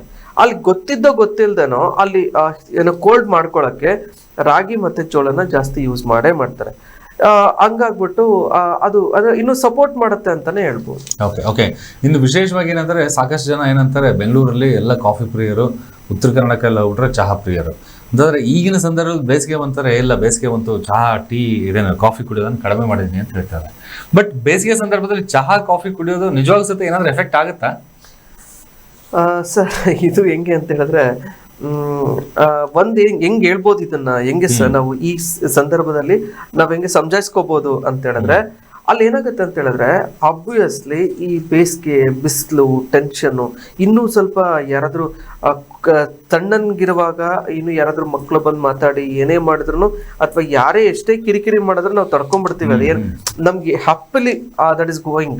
ಆದ್ರೆ ಈ ಸೆಕೆ ಬಂದಾಗ ಮೊದ್ಲೇ ಸೆಕೆ ಇರಿಟೇಟ್ ಆಗ್ತಿರುತ್ತೆ, ಡಿಹೈಡ್ರೇಷನ್ ಆಗುತ್ತೆ. ಡಿಹೈಡ್ರೇಷನ್ ಆಗಿದ ತಕ್ಷಣ ಎಗೇನ್ ತಲೆನೋವು ಬರುತ್ತೆ. ಇವುಗಳಿಂದ ಏನಾಗುತ್ತೆ ಅಂತ ಹೇಳಿದ್ರೆ ಆಬ್ವಿಯಸ್ಲಿ ಕಿರಿಕಿರಿ ಜಾಸ್ತಿ ಆಗೇ ಆಗುತ್ತೆ ಅಲ್ವಾ? ಸೊ ಆ ಕಿರಿಕಿರಿ ಇರುವಾಗ ಅಲ್ಲಿ ಟೀ ಅಥವಾ ಕಾಫಿ ಕೊಡಿದ್ರೆ ಅದು ಮೂಡ್ನ ಫ್ರೆಶ್ ಮಾಡುತ್ತೆ, ಎಲಿವೇಟ್ ಮಾಡುತ್ತೆ. ಒಂದು, ಯಾಕಂದ್ರೆ ಮೂಡ್ ಅನಾನ್ಸರ್ ಆಗಿರೋದ್ರಿಂದ. ಇನ್ನೊಂದು ಅಂತ ಹೇಳಿದ್ರೆ ಅದರಲ್ಲಿ ಅವಾಗಲೇ ಹೇಳ್ದೆ ನಾನು, ಹಾಲಿರುತ್ತೆ. ಹಾಲು ಡಿಹೈಡ್ರೇಷನ್ ಮಾಡಲ್ಲ, ಅಂದ್ರೆ ದೇಹದಲ್ಲಿ ಬೇಗ ಫ್ಲಶ್ ಔಟ್ ಮಾಡಲ್ಲ. ಹಂಗಾಗ್ಬಿಟ್ಟು ನಮ್ ದೇಹನ ಇನ್ನೊಂದ್ ಸ್ವಲ್ಪ ಹೈಡ್ರೇಷನ್ ಆಗಿರೋದಕ್ಕೆ ಅನುಕೂಲ ಮಾಡುತ್ತೆ. ಇನ್ನೊಂದು, ಅದ್ರ ಜೊತೆಗೆ ಸಕ್ಕರೆ ಯೂಸ್ ಮಾಡಿರ್ತೀವಿ. ಸಕ್ಕರೆ ಅಬ್ವಿಯಸ್ಲಿ ಎನರ್ಜಿ ಎನ್ಹಾನ್ಸರ್. ಹಂಗಂತ ಹೇಳ್ಬಿಟ್ಟು ಬೆಳಗ್ಗೆ ಸಾಯಂಕಾಲದವರೆಗೂ ಕುಡಿತಾ ಬರಬೇಡಿ, ಹೀಟ್ ಆಗೋ ಚಾನ್ಸಸ್ ಇರುತ್ತೆ. ನಮಸ್ತೆ. ಇಲ್ಲೇ ಬೆಂಗಳೂರಿಂದ ಸರ್. ಬೆಂಗಳೂರಿಂದ. ಕೇಳಿ ಮೇಡಮ್, ಏನ್ ಪ್ರಶ್ನೆ ಇದೆ ಕೇಳಿ. ನನ್ಗೆ 70 ವರ್ಷ ವಯಸ್ಸು ನಡೀತಾ ಇದೆ ಸರ್. ಯೂರಿನ್ ಎಲ್ಲೋ ಹೋಗುತ್ತೆ, ಅದು ಯಾಕೆ ಅಂತ ಗೊತ್ತಿಲ್ಲ. ಯೂರಿನ್ ತುಂಬಾ ಬಿಸಿ ಬಿಸಿ ಇರುತ್ತೆ, ಆಮೇಲೆ ಎಲ್ಲ ಹೋಗ್ತಾ ಇರುತ್ತೆ, ತುಂಬಾ ಸ್ಮೆಲ್ ಇರುತ್ತೆ ಬೇರೆ. ಅದಕ್ಕೆ ಕೇಳೋಣ ಅಂತ ಫೋನ್ ಮಾಡಿದ್ದೆ ಸರ್. ಅಮ್ಮ ಇದಕ್ಕೆ ಸಿಂಪಲ್ ರೆಮಿಡಿಮಾ. ಅದ ಏನು ಅಂತ ಹೇಳಿದ್ರೆ ಡಿಹೈಡ್ರೇಷನ್ ಆಗ್ತಾ ಇದೆ, ಅಂದ್ರೆ ನೀರ್ ಕರೆಕ್ಟ್ ಆಗಿ ಕುಡಿತಾ ಇಲ್ಲ ಅಂತ. 70 ವರ್ಷ ಆಗಿದೆ, ನಾನು ಈಗ ಅವಾಗ್ಲೇ ಅಳತೆ ತಿಳಿಸ್ಕೊಟ್ಟಿದ್ದೀನಿ. ನೀವ್ ಎಷ್ಟು kg ಇದೀರಾ ಅಂತ ನೋಡ್ಕೊಳ್ಳಿ, ಅಷ್ಟು ನೀರ್ನ ಕುಡಿತಾ ಬನ್ನಿ. ಜೊತೆಗೆ ಫ್ರೂಟ್ ಜ್ಯೂಸ್ ಆಗಿರ್ಬೋದು, ಆಮೇಲೆ ಧನಿಯಾ ವಾಟರ್ನ ಚೆನ್ನಾಗಿ ಕುಡಿದ್ರೆ ಒಳ್ಳೇದು. ಮತ್ತೆ ಅದ್ರ ಜೊತೆಗೆ ಜೀರಿಗೆ ನೀರ್ನ ಕುಡಿದ್ರೆ ಒಳ್ಳೇದು. ಹಾಗಂತ ಹೇಳ್ಬಿಟ್ಟು ಕುದಿಸಿ ಆರಿಸೋದೇನ್ ಬೇಡ. ಒಂದು ಬೆಳಗ್ಗೆ ಎದ್ದ ತಕ್ಷಣ ನೀರಿಗೆ ಸ್ವಲ್ಪ ಜೀರಿಗೆನ ಹಾಕ್ಬಿಟ್ಟು 1 ಚಮಚ ಅಥವಾ 2 ಚಮಚ ನೀರ್ ಹಾಕ್ಬಿಟ್ಟು ಆ ನೀರ್ನ ಕುಡಿತಾ ಬನ್ನಿ. ಆಮೇಲೆ ಫ್ರೂಟ್ ಜ್ಯೂಸ್ ಅಂದ್ರೆ ಏನೋ ಕರ್ಬೂಜ ಹಣ್ಣು ಆಗಿರ್ಬೋದು ಅಥವಾ ವಾಟರ್ ಮೆಲನ್ ಆಗಿರ್ಬೋದು, ಅವನ್ನ ಜಾಸ್ತಿ ಕುಡಿತಾ ಬನ್ನಿ. ಅದನ್ನ ಡಿಹೈಡ್ರೇಷನ್ ಆಗ್ಲದಂಗೆ ನೋಡ್ಕೊಳ್ಳಿ, ಖಂಡಿತವಾಗ್ಲೂ ಸರಿ ಹೋಗುತ್ತೆ. ಇದ್ರ ಜೊತೆಗೆ ಪ್ರಶ್ನೆ ಏನಂದ್ರೆ ಸರ್, ಇನ್ನೊಂದು ಈಗ 70 ವಯಸ್ಸು ಅಂತ ಹೇಳಿದ್ರು, ವಯೋಸಹಜವಾಗಿ ಬರುವಂತ ಒಂದಿಷ್ಟು ಕಾಯಿಲೆಗಳನ್ನು ಸಹಿತ ಇರುತ್ತೆ. ಅವರ ಮೂತ್ರ ಹಳದಿ ಕಲರ್ ಇದೆ ಅಂತ ಹೇಳ್ತಾರೆ. ಬಟ್ ಬೇರೆ ಈ ಡಿಹೈಡ್ರೇಷನ್ ಬಿಟ್ಟು ಬೇರೆ ಏನೆಲ್ಲ ಸಮಸ್ಯೆಯಿಂದ ಬರ್ಬೋದು ಸರ್? ಇವರು ಮೂರ್ ಸಿಂಪ್ಟಮ್ಸ್ ಹೇಳಿದ್ರು. ಒಂದು ಯೆಲ್ಲೋ ಕಲರ್ ಯೂರಿನ್ ಹೋಗ್ತಾ ಇದೆ, ಉರಿ ಇರುತ್ತೆ, ಆಮೇಲೆ ಸ್ಮೆಲ್ ಇರುತ್ತೆ. ಇದು ಮೂರು ಒಂದು ಮೇನ್ ಅಂತ ಹೇಳಿದ್ರೆ ನೀರ್ ಚೆನ್ನಾಗಿ ಕುಡಿತಾ ಇಲ್ಲ ಅನ್ನೋ ಫಸ್ಟ್ ಲಕ್ಷಣಗಳು. ಅದನ್ನ ಫಸ್ಟ್ ಮಾಡ್ಲಿ, ಆಮೇಲೆ ದೊಡ್ಡದು ಯೋಚನೆ ಮಾಡೋಣ. ಅಲ್ಲಿ ಇವ್ರ ನೆಕ್ಸ್ಟ್ ಬರ್ತಾ ಇದ್ದೇನು ತಲೆ ಒಳಗಿರೋದೇನಂದ್ರೆ ಕಿಡ್ನಿ ಏನಾದ್ರು ಪ್ರಾಬ್ಲಮ್ ಆಗಿದ್ಯಾ. ನಾವು ಲಾಸ್ಟ್ ಟೈಮ್ ಮಾತಾಡಿದಾಗ ಕ್ರಾನಿಕ್ ಕಿಡ್ನಿ ಫೇಲ್ಯೂರ್ ಏನಾದ್ರು ಆಗಿದ್ಯಾ, ಅಥವಾ ಅಲ್ಲಿ ಏನಾದ್ರು ಕಿಡ್ನಿಯಲ್ಲಿ ಚೆನ್ನಾಗಿ ಫಿಲ್ಟ್ರೇಷನ್ ಆಗ್ತಾ ಇಲ್ವಾ, ಅಥವಾ ಪ್ರೋಟೀನ್ ಏನಾದ್ರು ಹೋಗ್ತಾ ಇದೆಯಾ ಅಂತವ್ರ ತಲೆ ಒಳಗಿದೆ. ಹಂಗಾಗ್ಬಿಟ್ಟು ನಾನು ಫಸ್ಟ್ ಇದನ್ನ ಮಾಡಿ, ಇದಾಗ್ಲಿಲ್ಲ ಅಂತಂದಾಗ ನೆಕ್ಸ್ಟ್ ಯೋಚನೆ ಮಾಡೋಣ. ಓಕೆ ಮಾತಾಡೋಣ. ಹಾಗೆ ಇನ್ನೊಂದು ಕಾಲ್ ರೆಡಿ ಇದೆ. ನಮಸ್ಕಾರ. ಹಲೋ ಹಲೋ, ಹೇಳಿ, ತಮ್ಮ ಹೆಸರು ಯಾವರಿಂದ? ಸರ್ ನನ್ನ ಹೆಸರು ಸ್ಮಿತಾ ಅಂತ, ಬ್ಯಾಂಗ್ಳೂರ್ನ ಮಾತಾಡ್ತಾ ಇದ್ದೀನಿ. ಓಕೆ, ಕೇಳಿ, ಏನ್ ಪ್ರಶ್ನೆ ಹೇಳಿ. ಸರ್ ನನ್ಗೆ ಇದು ಯಾವಾಗ್ಲೂ ಸಮ್ಮರ್ ಬಂದಾಗ ಕೈ ಒಳಗಡೆ ಒಂಥರ ಗುಳ್ಳೆ, ಬೇವರ ಗುಳ್ಳೆ ಇದೆ ಅಲ್ಲ, ಆತರ ಆಗುತ್ತೆ. ಓಕೆ. ಅದು ಆಮೇಲೆ ಅದ್ರ ಸ್ಕಿನ್ ಎಲ್ಲ ಹೋಗ್ಬಿಟ್ಟು ಮೇ ಆಗೋಷ್ಟರಲ್ಲಿ ಫುಲ್ ಬಂದ್ಬಿಡುತ್ತೆ ಸರ್. ಅದ್ರ ಫುಲ್ ಡ್ರೈ ಆಗಿ ಏನು ಮಾಡ್ಲಿಕ್ಕೆ ಆಗಲ್ಲ, ಆತರ ಆಗುತ್ತೆ ಯಾವಾಗ್ಲೂ ವರ್ಷ. ಅಮ್ಮ ಇದು ಯಾಕೆ, ಆಮೇಲೆ ಏನ್ ಮಾಡುದು ಅಂತ ಹೇಳ್ತೀರಾ ಸರ್? ಅಮ್ಮ ಅದಕ್ಕೆ ಆಬ್ವಿಯಸ್ಲಿ ಏನು ಅಂತ ಹೇಳಿದ್ರೆ, ಕೆಲವೊಬ್ಬರಿಗೆ ಹೀಟ್ ಹೊರಗಡೆ ಹೋಗುವಾಗ ಸ್ವೆಟ್ ಹೆಂಗ್ ಹೊರಗಡೆ ಹೋಗುತ್ತಲ್ವಾ, ಅದೇ ತರನೇ ನಮ್ಮ ಅಂಗೈ ಅಥವಾ ಅಂಗಲಲ್ಲಿ ಉರಿ ಆಗ್ತಾ ಇರುತ್ತೆ. ಅದು ಅಲ್ಲಿ ಹೀಟ್ ಹೊರಗಡೆ ಹೋಗೋ ತರ ಒಂದು ಲಕ್ಷಣ ಅಂತಾನೆ ಹೇಳ್ಬೋದು. ಅಥವಾ ಒಂದ್ಸರಿ ಸ್ಕಿನ್ ಎಲ್ಲ ಪೊರೆ ಸುಲಿಯೋದು ಆ ತರ ಎಲ್ಲ ಆಗ್ತಾ ಇರುತ್ತೆ. ಅಂತವ್ರು ಸಿಂಪಲ್ ರೆಮಿಡಿ ಏನ್ ಮಾಡ್ಕೋಬೇಕು ಅಂದ್ರೆ ಹರಳೆಣ್ಣೆ. It is very good. ಅದನ್ನ ಚೆನ್ನಾಗಿ ಎಣ್ಣೆ ಹಚ್ಕೊಂಡು ಮಸಾಜ್ ಮಾಡ್ಕೊಂಡು ದಿನ ಮಸಾಜ್ ಮಾಡ್ಕೊಳ್ತಾರೆ, ಅಥವಾ ಸ್ನಾನ ಮಾಡೋಕ್ಕಿಂತ 1/4 ಗಂಟೆ ಮುಂಚೆ ಮಾಡ್ತಾ ಬನ್ನಿ, ಅಥವಾ ನೈಟ್ ಮಲಗುವಾಗ ಮಾಡಿ, ಖಂಡಿತವಾಗ್ಲೂ ಅನುಕೂಲ ಆಗುತ್ತೆ. ಓಕೆ, ಹಾಗೆ ನೆಕ್ಸ್ಟ್ ಕಾಲ್. ನಮಸ್ಕಾರ. ನಾವು ತುಮಕೂರಿಂದ ಸರ್. ಏನ್ ಹೆಸರು? ಅನಿತಾ. ಹೇಳಮ್ಮ, ಏನ್ ಸಮಸ್ಯೆ ಇದೆ? ಏನ್ ಪ್ರಶ್ನೆ ಕೇಳಿ. ಇದು ನಮ್ಗೆ ಬಾತ್ರೂಮ್ಗೆ ಹೋಗೋ ಕಾಲ ಉರಿ ಅದು ತೋರ್ಸಿದ್ಕೆ ಒಂದ್ ಸ್ವಲ್ಪ ಗಂಟಾಯತೆ ಅಂತ ಹೇಳಿದ್ರು. ಓಕೆ ಅಮ್ಮ, ಅಲ್ಲಿ ಯೂಶಲಿ ಏನಾಗುತ್ತೆ ಅಂದ್ರೆ ಕೆಲವೊಂದ್ಸರಿ ಅಲ್ಲಿ ಏನೋ ಪ್ರೊಲಾಪ್ಸ್ ಅಂತ ಹೇಳ್ತೀವಿ. ಪ್ರೊಲಾಪ್ಸ್ ಅಂತ ಹೇಳಿದ್ರೆ ಏನೋ ಈ ಗರ್ಭಚೀಲ ಇರುತ್ತಲ್ವಾ, ಗರ್ಭಚೀಲ ಹೊರಗಡೆ ಬಂದಂಗೆ ಆಗಿರುತ್ತೆ. ಅಥವಾ ಕೆಲವೊಂದ್ಸರಿ ಕ್ಯಾಂಡಲ್ ಇನ್ಫೆಕ್ಷನ್ ಆಗಿರ್ಬೋದು, ಅಥವಾ ಸಿಸ್ಟ್ಗಳಾಗಿರ್ಬೋದು, ಅಲ್ಲಿ ಗುಳ್ಳೆಗಳಾಗಿರ್ಬೋದು, ಅಥವಾ ಗಡ್ಡೆಗಳಾಗಿರ್ಬೋದು. ಅದೇನಾಗಿದೆ ಇವಾಗ ಇನ್ ಜನರಲ್ ಆಗಿ ಎಲ್ಲರಿಗೂ ಅರ್ಥ ಆಗೋ ರೀತಿ ಅದನ್ನ ಸುಮ್ಮನೆ ಜನರಲ್ ಆಗಿ ಹೇಳ್ಬಿಟ್ಟಿರ್ತಾರೆ ಅಷ್ಟೇ. ಏನಾಗಿದೆ ಅಂತ ಪ್ರಾಪರ್ ನೋಡಿ ಟ್ರೀಟ್ ಮಾಡಿದ್ರೆ ಸರಿ ಹೋಗುತ್ತೆ. ಓಕೆ, ಥ್ಯಾಂಕ್ ಯು ಕರೆ ಮಾಡೋದಕ್ಕೆ. ಇನ್ನು ವಿಶೇಷವಾಗಿ ಇನ್ನೂ ಕಾಲರ್ ಕೂಡ ಹೇಳ್ತಾರೆ, ಬೆವರು ಗುಳ್ಳೆಗಳು, ಬೆವರು ಸಾಲೆ ಅಂತ ಹೇಳ್ತಿರ್ತಾರೆ. ಈ ಒಂದಿಷ್ಟು ರೆಮಿಡೀಸ್ಗಳನ್ನ ಮಾಡೋದಾದ್ರೆ, ಮನೆ ಮದ್ದುಗಳು ಹೇಳೋದಾದ್ರೆ, ಒಂದಿಷ್ಟು ಆಯುರ್ವೇದದ ಒಂದು ಮನೆ ಮದ್ದುಗಳು ಹೇಳೋದಾಯ್ತಾರೆ, ಅಪ್ಲೈ ಮಾಡುವಂಥದ್ದು ಏನಾದ್ರೂ ಇದೆಯಾ ಅದಕ್ಕೆ? ಖಂಡಿತವಾಗ್ಲೂ ಇವಾಗ ಈ ಸೀಸನ್ ಅಲ್ಲಿ ಆಬ್ವಿಯಸ್ಲಿ ಯುಗಾದಿ ಹಬ್ಬ ಬರ್ತಾ ಇದೆ. ನಾವೇನ್ ಮಾಡ್ತೀವಿ, ಬೇವಿನ ಎಲೆ ತಗೊಳ್ತೀವಿ, ಬೇವಿನ ಎಲೆಯಿಂದ ನೀರಲ್ಲಿ ಹಾಕಿ ಸ್ನಾನ ಮಾಡ್ತೀವಲ್ವಾ. ಅದನ್ನೇ ಬೇವು ಮತ್ತೆ ಅರಶಿನ ಎರಡನ್ನು ರುಬ್ಬು ಬಿಟ್ಟು ಅದನ್ನ ಮೈಗೆಲ್ಲ ಚೆನ್ನಾಗಿ ಆ ತರ ಹಚ್ಕೊಂಡು 1 ವಾರಕ್ಕೊಂದ್ಸರ್ನೋ 15 ದಿವಸಕ್ಕೊಂದ್ಸರ್ನೋ ಸ್ನಾನ ಮಾಡೋದ್ರಿಂದ ಅಲ್ಲಿರ್ತಕ್ಕಂಥ ಇನ್ಫೆಕ್ಷನ್ಸ್ ಕಮ್ಮಿ ಆಗುತ್ತೆ. ನೀವು ಪದೇ ಆಗ್ತಾ ಇದೆ ಅಂತಂದವರು 2 ದಿನಕ್ಕೊಂದ್ಸರಿ 3 ದಿವಸಕ್ಕೊಂದ್ಸರಿ ಮಾಡ್ಕೊಂಡ್ರೆ ತುಂಬಾ ಒಳ್ಳೇದು. ಯಾಕೆಂದ್ರೆ ಯೂಶುವಲಿ ಈ ಸೀಸನ್ ಅಲ್ಲಿ ನಾನು ಅವಾಗ್ಲೇ ತಿಳಿಸ್ಕೊಟ್ಟಂಗೆ ಫಂಗಲ್ ಇನ್ಫೆಕ್ಷನ್, ತುರ್ಕೆಗಳಾಗಿರ್ಬೋದು, ಅಥವಾ ಅಲ್ಲಿ ಏನೋ ಟೀನಿಯಾಕ್ಯೂಟಿಸ್ ಅಂತೆಲ್ಲ ಆಗುತ್ತೆ. ಅದಾಗೋದು ಸರ್ವೇ ಸಾಮಾನ್ಯ. ಹಂಗಾಗ್ಬಿಟ್ಟು ಆ ರೀತಿ ಫಾಲೋ ಅಪ್ ಮಾಡಿದ್ರೆ ತುಂಬಾ ಅನುಕೂಲ ಆಗುತ್ತೆ. ಓಕೆ, ಇದ್ರ ಜೊತೆಗೆ ಇನ್ನು ತಾವು ನೀರು ಅಂತ ಹೇಳ್ತಾರೆ, ನೀರು ಹೆಚ್ಚಿನ ಪ್ರಮಾಣದಲ್ಲಿ ಕುಡಿಬೇಕು ಅಂತ ಹೇಳಿ. ನೀರಿನ ಜೊತೆಗೆ ಏನಾದ್ರೆ ಬಿಸಿಲು ಜಾಸ್ತಿ ಆಗಲೇ ಎಳ್ನೀರು ಕುಡಿತಾ ಇರ್ತಾರೆ, ಮಜ್ಜಿಗೆ ಕುಡಿತಾ ಇರ್ತಾರೆ. ಇದರಲ್ಲಿ ಎಷ್ಟು ಪ್ರಮಾಣ, ಆಮೇಲೆ ಯಾವೆಲ್ಲ ರೀತಿ ನಾವು ಕ್ರಮೇಣವಾಗಿ ತಗೊಂಡ್ರೆ ಒಳ್ಳೇದು ಅಂತ? ಯಾಕಂದ್ರೆ ಬೇಸಿಗೆ ಇದೆ ಅಂತ 3 ಸರಿ ನಾವು ಮಜ್ಜಿಗೆ ಕುಡಿಯೋದಾಗ್ಲಿ, ಎಳ್ನೀರು ಕುಡಿಯೋದಾಗ್ಲಿ, ಇದರಿಂದ ಏನಾದ್ರು ಎಫೆಕ್ಟ್ ಆಗ್ಬೋದಾ? ಇವಾಗ ನಾನು ಹೇಳ್ದಂಗೆ ಎಷ್ಟೊಂದು ರೆಮಿಡಿಗಳು ಹೇಳಿದ್ದೀನಿ, ಎಲ್ಲವನ್ನೂ ದಿನ ಫಾಲೋ ಅಪ್ ಮಾಡಿ ತಪ್ಪಿಲ್ಲ. ಆದ್ರೆ ಇವಾಗ 3 ಲೀಟ್ರು ಅಥವಾ 5 ಲೀಟ್ರು ಏನು ಅಳತೆ ಹೇಳಿದ್ದೀನಲ್ವಾ, 20 kg 1 ಲೀಟರ್ ನೀರು ಕುಡಿಯೋದು, ಆ ತರ ಅದರಲ್ಲಿ ಡಿವೈಡ್ ಮಾಡಿ. ಒಂದ್ ಲೋಟ ಮಜ್ಜಿಗೆ ಕುಡಿದ್ರೆ ಇನ್ನೊಂದ್ ಲೋಟ ಏನೋ ಈ ಕರ್ಬೂಜ ಹಣ್ಣನ್ ಜ್ಯೂಸ್ ಕುಡಿತೀರಾ, ಇನ್ನೊಂದ್ ಲೋಟ ವಾಟರ್ ಮೆಲನ್ ಕುಡಿತೀರಾ, ಇನ್ನೊಂದ್ ಲೋಟ ನೀರ್ ಕುಡಿತೀರಾ, ಆಲ್ಕಲೈನ್ ವಾಟರ್ ಅಥವಾ ಜೀರಾ ನೀರು, ಧನಿಯಾ ನೀರು ಆತರ, ಅಥವಾ ಬಾರ್ಲಿ ನೀರು, barley it is also very good. So ಮತ್ತೆ ಅಥವಾ ರಾಗಿ ಅಂಬ್ಲಿ ಊಟ ಆಬ್ವಿಯಸ್ಲಿ ಈ ಸೀಸನ್ ಅಲ್ಲಿ ಸ್ವಲ್ಪ ಕಮ್ಮಿನೇ ಹೋಗುತ್ತೆ. ಅವಾಗ ಏನ್ ಮಾಡ್ಬೇಕು ಅಂದ್ರೆ ಈ ರಾಗಿ ಅಂಬ್ಲಿಗಳನ್ನ ಜಾಸ್ತಿ ತಗೊಳ್ಳೋದು, ಆ ರೀತಿ ಮಾಡ್ತಾ ಬಂದ್ರೆ ಬ್ಯಾಲೆನ್ಸ್ ನ ಅಂದ್ರೆ ಏನೋ ಸಮತೋಲನ ಮೇಂಟೈನ್ ಮಾಡ್ಬೋದು ಅಂತ. ಓಕೆ, ಹಾಗೆ ಇನ್ನು ಸರ್ ಇನ್ನಂದ್ರೆ ಸೀಸನ್ ಫ್ರೂಟ್ಸ್ ಗಳಲ್ಲಿ ನಾವು ಬರೋದಾಯ್ತು ಅಂತಂದ್ರೆ ಒಂದು ಮಾವಿನ ಹಣ್ಣುಗಳು ಇನ್ನೇನು ಸ್ವಲ್ಪ ದಿನದಲ್ಲಿ ಆರಂಭವಾಗಬೇಕು, ಬಂದಿದೆ, ಸ್ವಲ್ಪ ಕಾಸ್ಟ್ಲಿ ಇದೆ. ಬಟ್ ರೈತರಿಗೆ ದೃಷ್ಟಿಯಿಂದ ನಾವು ನೋಡಿದಾಗ ಮಾವಿನ ಹಣ್ಣಿನ ಯಥೇಚ್ಛವಾಗಿ ಬರುತ್ತೆ. ಮಾವಿನ ಹಣ್ಣಿನ ಮಹತ್ವ ಜೊತೆಗೆ ಇದರಲ್ಲಿ ಬರುವಂತಹ ಕಲ್ಲಂಗಡಿ ಹಣ್ಣಿನ ಮಹತ್ವ ಎಷ್ಟು ಈ ಸಂದರ್ಭದಲ್ಲಿ ನಮ್ಮ ಆರೋಗ್ಯ ಚೆನ್ನಾಗಿರುತ್ತೆ ಅಂತ ಒಂದೊಂದ್ಸರಿ ಅದಕ್ಕೆ ಹೇಳ್ತಾರೆ, ಇವಾಗ ಹಳ್ಳಿಗಳಲ್ಲಿ ಏನ್ ಹೇಳ್ತಾರೆ ಅಂತ ಹೇಳಿದ್ರೆ ಮಳೆ ಬರೋದಕ್ಕಿಂತ ಮುಂಚೆ ಮಾವಿನ ಹಣ್ಣು ಯೂಸ್ ಮಾಡಬಾರ್ದು. ಬಿಕಾಸ್ ಅಲ್ಲಿ ಇನ್ನೂ ಅನ್ರೈಪಂಡ್ ಇರುತ್ತೆ. ಅವಾಗ ನಮ್ಮ ದೇಹಕ್ಕೆ ಬೇರೆ ಬೇರೆ ತರ ತೊಂದರೆ ಆಗುತ್ತೆ. ಅಂದ್ರೆ ಲೂಸ್ ಮೋಷನ್ ತರ ಆಗೋದು ಅಥವಾ ಬೇರೆ ಬೇರೆ ಸಮಸ್ಯೆಗಳಾಗೋದು ಸರ್ವೇ ಸಾಮಾನ್ಯವಾಗಿ ಆಗ್ತಾ ಇರುತ್ತೆ. ಆಮೇಲೆ ಶುಗರ್ ಇರೋರು ಸ್ವಲ್ಪ ಕೇರ್ಫುಲ್ ಆಗಿ ಮಾವಿನ ಹಣ್ಣು ತಿನ್ನಿ. ಬಿಕಾಸ್ ಏನೋ ಮಾವಿನ ಹಣ್ಣು ಆಸೆಗೆ ತುಂಬಾ ಜಾಸ್ತಿ ತಿಂತ ಶುಗರ್ ಲೆವೆಲ್ ವೇರಿಯೇಷನ್ಸ್ ಆಗೋದು, ತುಂಬಾ ದಪ್ಪ ಆಗೋದು ಆ ಥರನೂ ಆಗ್ತಾ ಇರುತ್ತೆ. ಅದನ್ನ ನೋಡ್ಕೊಂಡು ಇವಾಗ ಫುಡ್ ಅಲ್ಲಿ ಸ್ವಲ್ಪ ಕಂಟ್ರೋಲ್ ಮಾಡ್ತಾ ಮಾವಿನ ಹಣ್ಣು ಜಾಸ್ತಿ ತಿನ್ಬೇಕು ಅನ್ಸಿದ್ರೆ ಮಾವಿನ ಹಣ್ಣು ತಿನ್ನಿ. ಆದ್ರೆ ಫುಡ್ ಅಲ್ಲಿ ಸ್ವಲ್ಪ ಕಂಟ್ರೋಲ್ ಮಾಡ್ಕೊಂಡು ಸೀಸನ್ ಮೇಂಟೈನ್ ಮಾಡಿದ್ರೆ ಒಳ್ಳೇದು. ಆಮೇಲೆ ಆಬ್ವಿಯಸ್ಲಿ ಕಲ್ಲಂಗಡಿ ಹಣ್ಣಲ್ಲಿ ನಮ್ಮ ದೇಹದಲ್ಲಿ ಏನೋ ಹೈಡ್ರೇಷನ್ ಮಾಡ್ತಕ್ಕಂಥ ಅಂದ್ರೆ ನೀರಿನ ಅಂಶ ಕೊಡ್ತಕ್ಕಂಥ ಅಲ್ಲಿರ್ತಕ್ಕಂಥ ಫ್ರುಕ್ಟೋಸ್, ಗ್ಯಾಲಕ್ಟೋಸ್ ಏನಿದೆ ಸ್ವೀಟ್ ಅಂಶ ಏನೇನಿದೆಯಲ್ಲ ಅದು ನಮ್ಮ ದೇಹಕ್ಕೆ ಅನುಕೂಲ ಮಾಡುತ್ತೆ, ಎನರ್ಜಿನ ಕೊಡುತ್ತೆ. ಹಂಗಾಗ್ಬಿಟ್ಟು ಅದನ್ನು ಒಂದೊಂದು ಲೋಟನೋ ಅಥವಾ ಜ್ಯೂಸ್ ತರ ಮಾಡ್ಕೊಂಡು ಅಥವಾ ನಾರ್ಮಲ್ ಆಗಿ ತಿಂದ್ರೆ ಇನ್ನೂ ಅನುಕೂಲ, ತಿನ್ನಕ್ಕಾಗಿಲ್ಲ ಅಂದ್ರೆ ಜ್ಯೂಸ್ ತರ ಮಾಡ್ಕೊಂಡು ಕೂಡ ಕುಡಿಬೋದು.